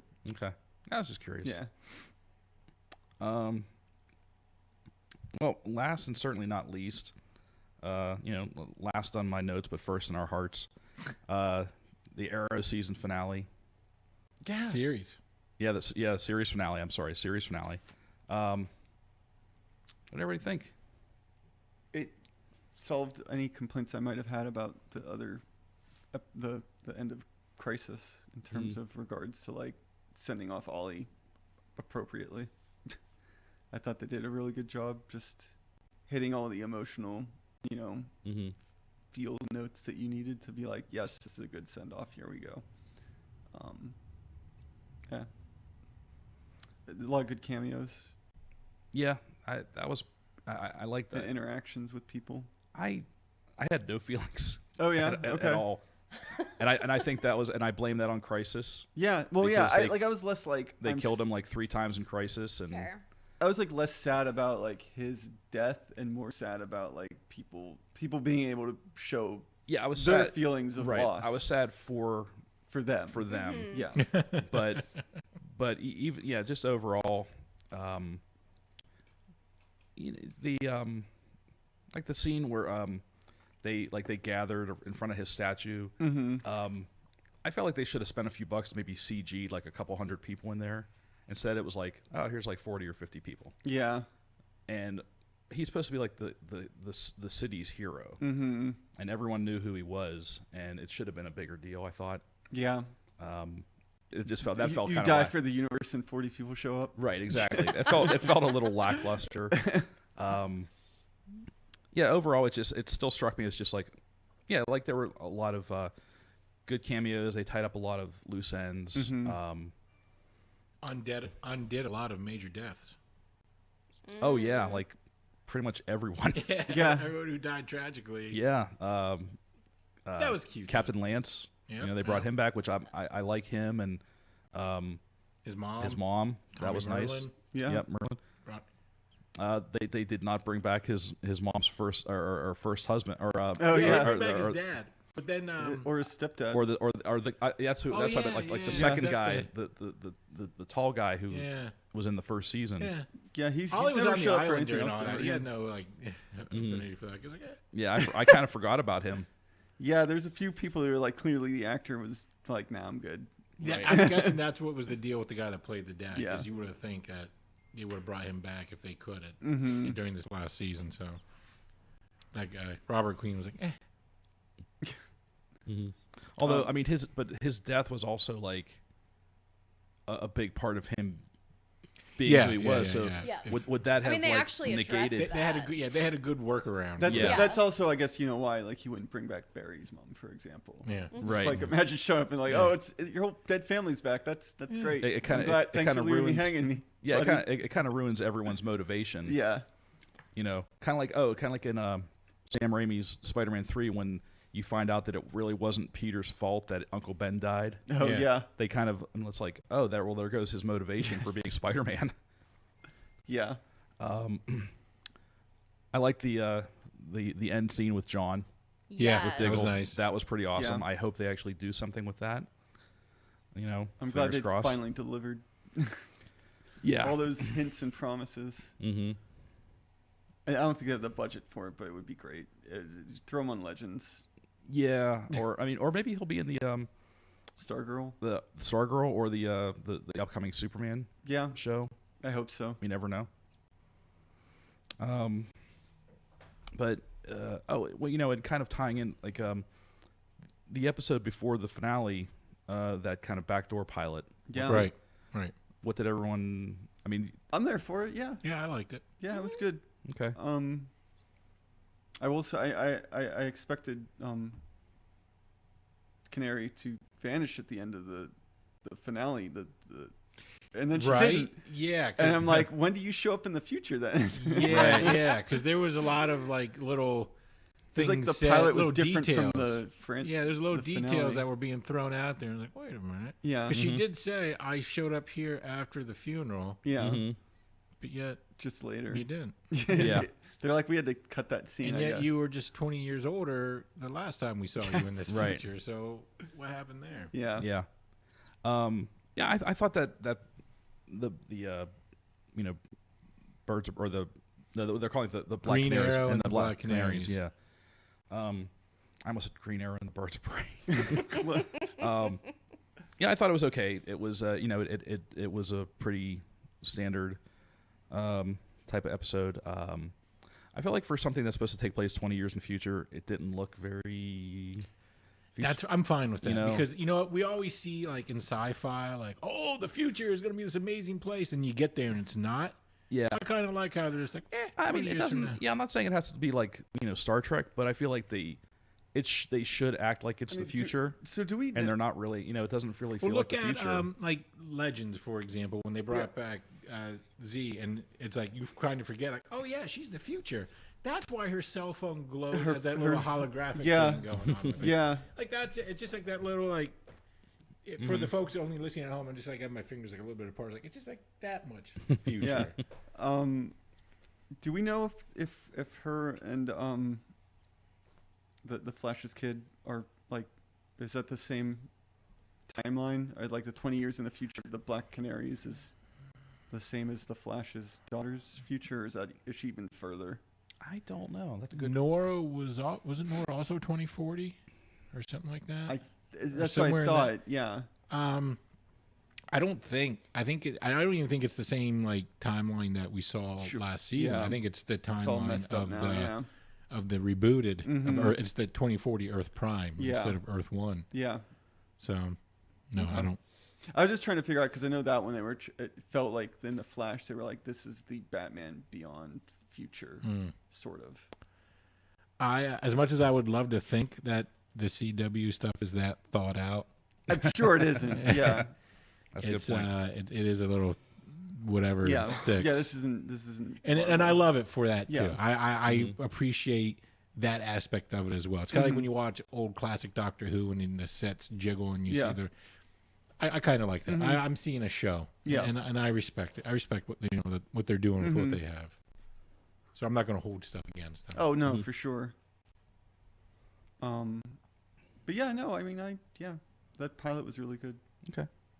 I was just wondering because I mean it's been a while and we kind of missed talking about it when it came out, so I wanted to touch on it because it was kind of a with Arrow ending. I mean that was kind of again that was the show that started it all. Yeah. So I felt like we should talk about it a little bit, but I think we're all on the same page on it. It did make me realize that when Flash ends, I'll probably just be a blubbering mess. Because because I didn't quite have the same connection to Yeah. Arrow. Because I mean, I just started watching it a year ago, Yes. Well, and I caught up just in time for it to end. Well, and Flash is definitely more of like a family show too. Way like more, I mean, yeah. it definitely hits a lot more, like many more emotional beats than Arrow did. Yeah. You know, Well, and where- also just Barry Allen as a character is easier to care about than Yeah. Oliver Queen. that's true. Yeah, most of the time I really didn't like Oliver as a character at fair. all. I mean, he was just. It was really hard to, just like him doing anything because he was always just kind of a jerk. Yeah. And he just it's hard to. Couldn't relate to anybody, and He didn't have any charisma. right. Like, I mean, he did here and there, but for the most part, you're like, eh. Yeah. Yeah. He was just a scowl with a beard and abs. Yep. I mean, that was. Kate's like, He was just easy on the eyes, I admit it. I just remember a quote from Felicity that had something to do with the 1 minute that she dated Ray Palmer, sorry. Oh man, I got it wrong. Yeah, How how'd did you I get get it that wrong? wrong? I don't know. I'm tired. Was like dating Barry and Oliver's body. It was just like, because who That's wants funny. to date Oliver except for what he looks like and the money that he has? Mhm. Like, he literally has nothing going for him. That's fair. Oh, okay. Here's my one thing. Here's one thing that really confused me. Not confused me, but just maybe I was scratching my head about the finale. So when Ollie and Felicity end up together, Yes. right Yeah. at the very end, Yeah. they're in the Queen Consolidated office building.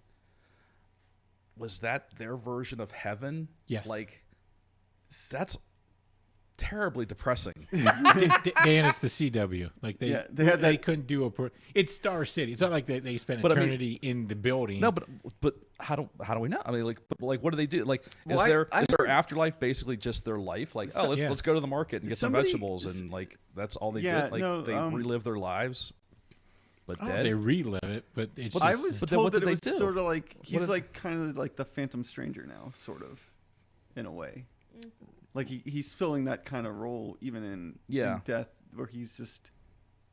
I just don't understand. I don't know like, if he's where in heaven or outside of time or. well, that's what I mean. Like, yeah, I don't A understand. little alternate. I don't understand where they were supposed to end up. that's at a the end. good Yeah. that's a good take because when what's his nuts, the Monitor Yeah. took her there. It wasn't like it's just taking you to wherever. Yeah, he's just like I'm taking you to like. Yeah, he didn't take her to heaven. He's just like I'm really, Clearly. it's time to die. Well, in a way, Yeah. it's like you can't come back. Well, from yeah, there. but yeah, they're like in like a Yeah. time bubble or like a alternate Yeah. whatever. But even if it was heaven, wouldn't it make sense that that would be their version of heaven, though? It would. They It never would. got to have a normal life together, Yeah. except for when they tried to like live off the grid. When they like ran away to that like Yeah. little tiny town For when he, 20 like- minutes, yeah. For 20 minutes, that was like the only time. No, they you're were, right. Like, though. quote, To me, unquote, it totally normal. does make sense if that is their version of heaven. Yeah. They live in Star City where everything's cool. Yeah. So, But that's not good enough for Dan. No, Dan thinks they're It just- trapped in the building. all they do is work all day. Ollie goes to meetings and Felicity's IT. Yep. She's always telling him to reboot his computer, Yeah. and he's going to meetings all day, and they meet in the company cafeteria for some soup, and and that's it. Yeah. That sounds Living like heaven. Living the And dream. old ladies play a Heart CD on loop. Yes, got that right. Goddamn right. Oh boy. Well, on that note, does anyone have anything else to add? Yeah. You mentioned Sam Raimi, Doctor Strange. Did you hear about that? Like that's like I guess is that officially official? I think it's an Is it officially- Facebook official? I don't know. Like, Because I feel as if keep it was. hearing it was talk, then people are just like, no, it's a thing. Everybody's been like, it's a thing. It's, Yeah. I heard that, but I wasn't sure if it was official. So that Okay. Sam Raimi is supposed to direct the Doctor Strange. Yeah. What is it? Is it and the or in the in the In the and the multiverse of madness or in the multiverse of madness? end the. And, I think it's okay. end the. Yeah. It's not Okay. like Yeah. in. Okay, Or it could be. I mean both. that's a distinction. Yeah. I mean, But yeah, I mean, for every like the day before, it was like, oh, this might be happening. I was like, cool, I'd be real excited. Then like the following day, like it is confirmed this is happening. That's the way it's read to me. Yeah, I don't know if it's confirmed. But I Or don't is know it if, like, Penguin, this- yeah. just like it's the guns on Batman's chest. Like people are just like, no, we're running with that. You know? Yeah. I don't know. Are you looking that up? Yes, I am. Is It looks like it What's a variety say? is. let's just I'm run not, with that. I it guess is. I'm not really sure Let's how to just feel jump on about the that. bandwagon and just say it's a thing. It's Yeah. like, I mean, well, okay, let's put it this way. Like, if it is, like, how awesome is that? Like, or It's or very you, Dan's like on the fence over there. Well, no, so here's the thing. Like the last thing I saw Sam Raimi direct was like the last 3 Spider-Man movies. Okay, sure. And I understand he's a talented director and he's been around for a long time. He's not a director that I've ever like really gone out of my way to see something. Okay. I mean, I would have seen those Spider-Man movies no matter who directed it. I didn't. Yeah. I didn't see them because it was Sam Raimi. Sure, yeah. So I don't dislike Sam Raimi, but again, like I said, I'm not going to go see a Sam Raimi film festival either. So if you guys are excited, I think you might be that's great. surprised if you did. I mean, I'm not saying it's going to be bad. If you guys are Spider-Man excited, 3 that's and great. I'm excited Dark for you. Man, but you would. That's not. I mean, Wait, Dark are you Man. not? Are you knocking Darkman? I'm putting it down the list Okay. because I was like, for we're me, gonna- the Sam Raimi Film Fest would be like Evil Dead and A Simple Plan. Yeah. Okay. And like Oh, I did see a Spider-Man Simple 2, Plan. you know? I like Yeah. the Simple Plan, but that was like a straight up like a crime movie. Yeah. Yes. Also, Sam Raimi is the IMDb official for the director. Okay. Yeah, which I mean, I'd That's still take still it with like- a grain of salt. Every Fair, news headline but- I was reading was like in talks. Okay. So who knows? I mean, I think in regards to what they're saying about making Doctor Strange a more horror movie or have horror movie elements, Yeah. That's why it Then would be that awesome makes to sense. have That's a why it Raimi makes attached. totally. a lot of sense for Absolutely. him to do it, Yeah. just because he's And then he's if- in like the top 5-6 horror Yeah. movie Oh, yeah, directors, yeah, absolutely. somewhere in that realm. And then I don't know if it's. I think people just running away with it, making it like a backdoor into a live action into the Spider-Verse type thing too. Yeah. Like they're gonna bring back Toby Yes. in sweatpants. It's like, that's lazy. No, we thank saw you. Yeah. that. We saw that. Yeah. Yeah. Nobody wants that. Maybe Tobey Maguire wants it. Yeah. He wants that money. I I'm need Yeah. some of He that wants that he wants that Spider I need money. Some of that MCU cash. Like the Eatons were good 20 years ago, but they got a lot better. Man, has he done anything recently? He's I've living off residuals, and God bless him, he earned it. Yeah, that's true. I mean, and he'd probably live off those for a long time. Yeah. Mm-hmm. But yeah, no, I mean, yeah. I thought I was gonna go somewhere, and I was like, what was it? Seabiscuit? Was that the name of the movie that he was in? Oh Afterwards? yeah, That was during. I think that's that when was he it. hurt Was his it? back. Was it like in between Spider-Man movies? I think between 1 and 2. Oh, because that's when he hurt his back. He hurt his back, and then they're like, I might have to put bring Jake Gyllenhaal yeah. in the Spider-Man movie. That's right, because that seemed like it was gonna be a very real thing for a Yeah. while. Mm-hmm. So, but yeah, that's right. I forgot that he had hurt his back in between, Mm-hmm. like 2 and 2 and 3? I think 1 and 2. 1 and I was 2. gonna say if it was 2 and 3, Toby wishes he hurt his back. Yeah. Yeah. No, it was 1 and 2. Okay. Because remember, he's like, his web fluid's like running out, and he falls, and he's like, oh, he's like, I'm back. He's like, oh, my back. That was like the end joke. For him. Oh boy. All right. So, on a high note, we'll go out Yeah. with a little plug, Yeah, shamelessly. Myself, the Duke, Sean Atkins, we're all part of that 7x7comics.com collective thing, along with friends of the shows, Ian Sharpley from McSauce Podcast, Yep. and then folks who've been on the show in the past, DJ Kaufman, Barry Link, Mickey Wood. Every day, different creator does a little web comic on 7x7comics.com. Go give it a look. Point of fact, and I actually feel like this is something we need to remedy. Of everyone you mentioned, DJ As I said it, and Barry have not been on the show. as I said it, I thought Barry had. I didn't realize he hasn't. Mikey has been on the show. Yeah. Mikey was our actually Way before me. he was our very first. I think he was literally like episode number 10. Oh wow. He was our first live guest. Okay. But of course Ian has been on a couple of times. Yep. And and of course, I obviously, thought everyone. Barry had. When I started saying that, I wasn't sure if DJ had been on, but I don't think so, but that was something we should remedy. I think the opportunity will be coming up. Mm-hmm. The stars are going to align probably at the end of May. Maybe we should do a 7x7 panel at Yeah. Three Rivers Comic Con. Oh, you do wear that hat as well. That is true. And Let's just abuse our powers. and hey, don't forget that Comic Book Pit is the official podcast of the Three Rivers Comic Con, coming to the David L. Lawrence Convention Center, May 30th and 31st.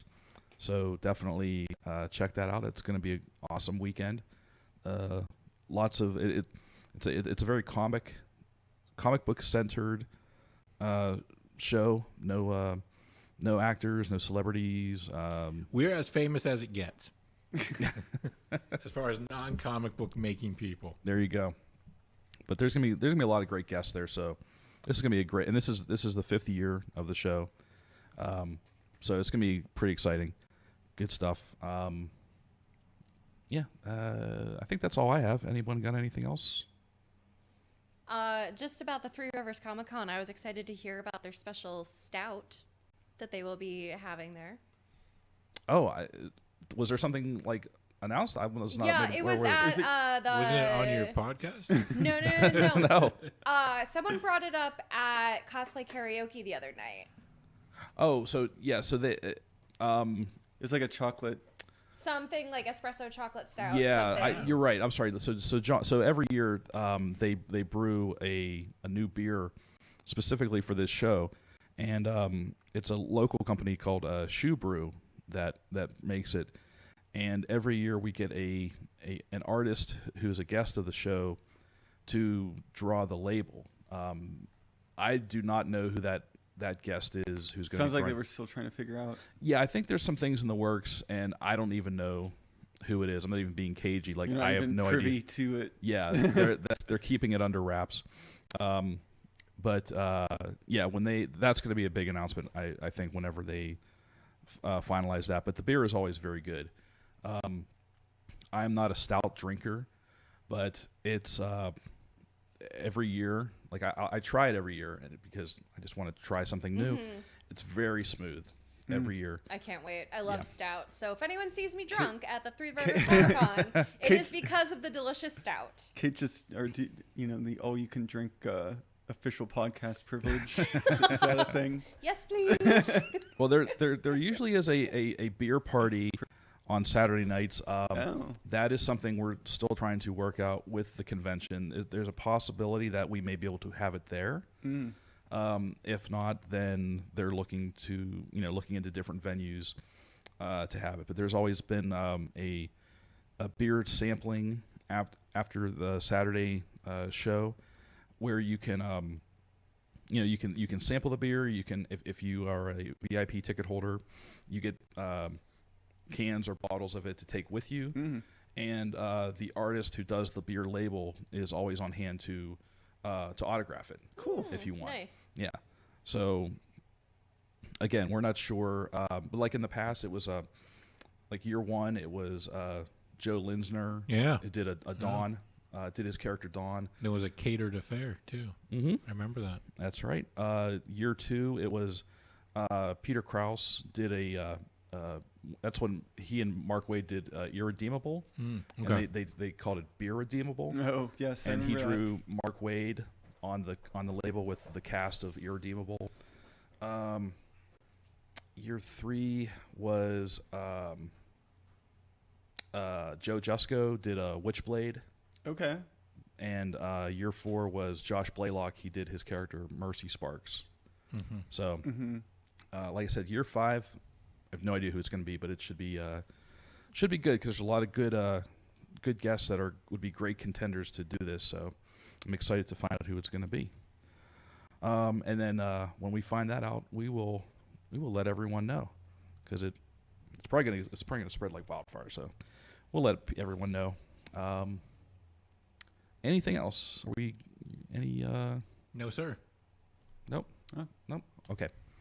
All right. Well, thanks again for listening to this episode of the Comic Book Pit. This has been episode 343, And I've been your host, Dan. And with me in the amazing Sorgatron Media studio, we've got Jared. Bye. Kate. Bye. And Link. Bye. And thank you for listening, and we'll see you real soon.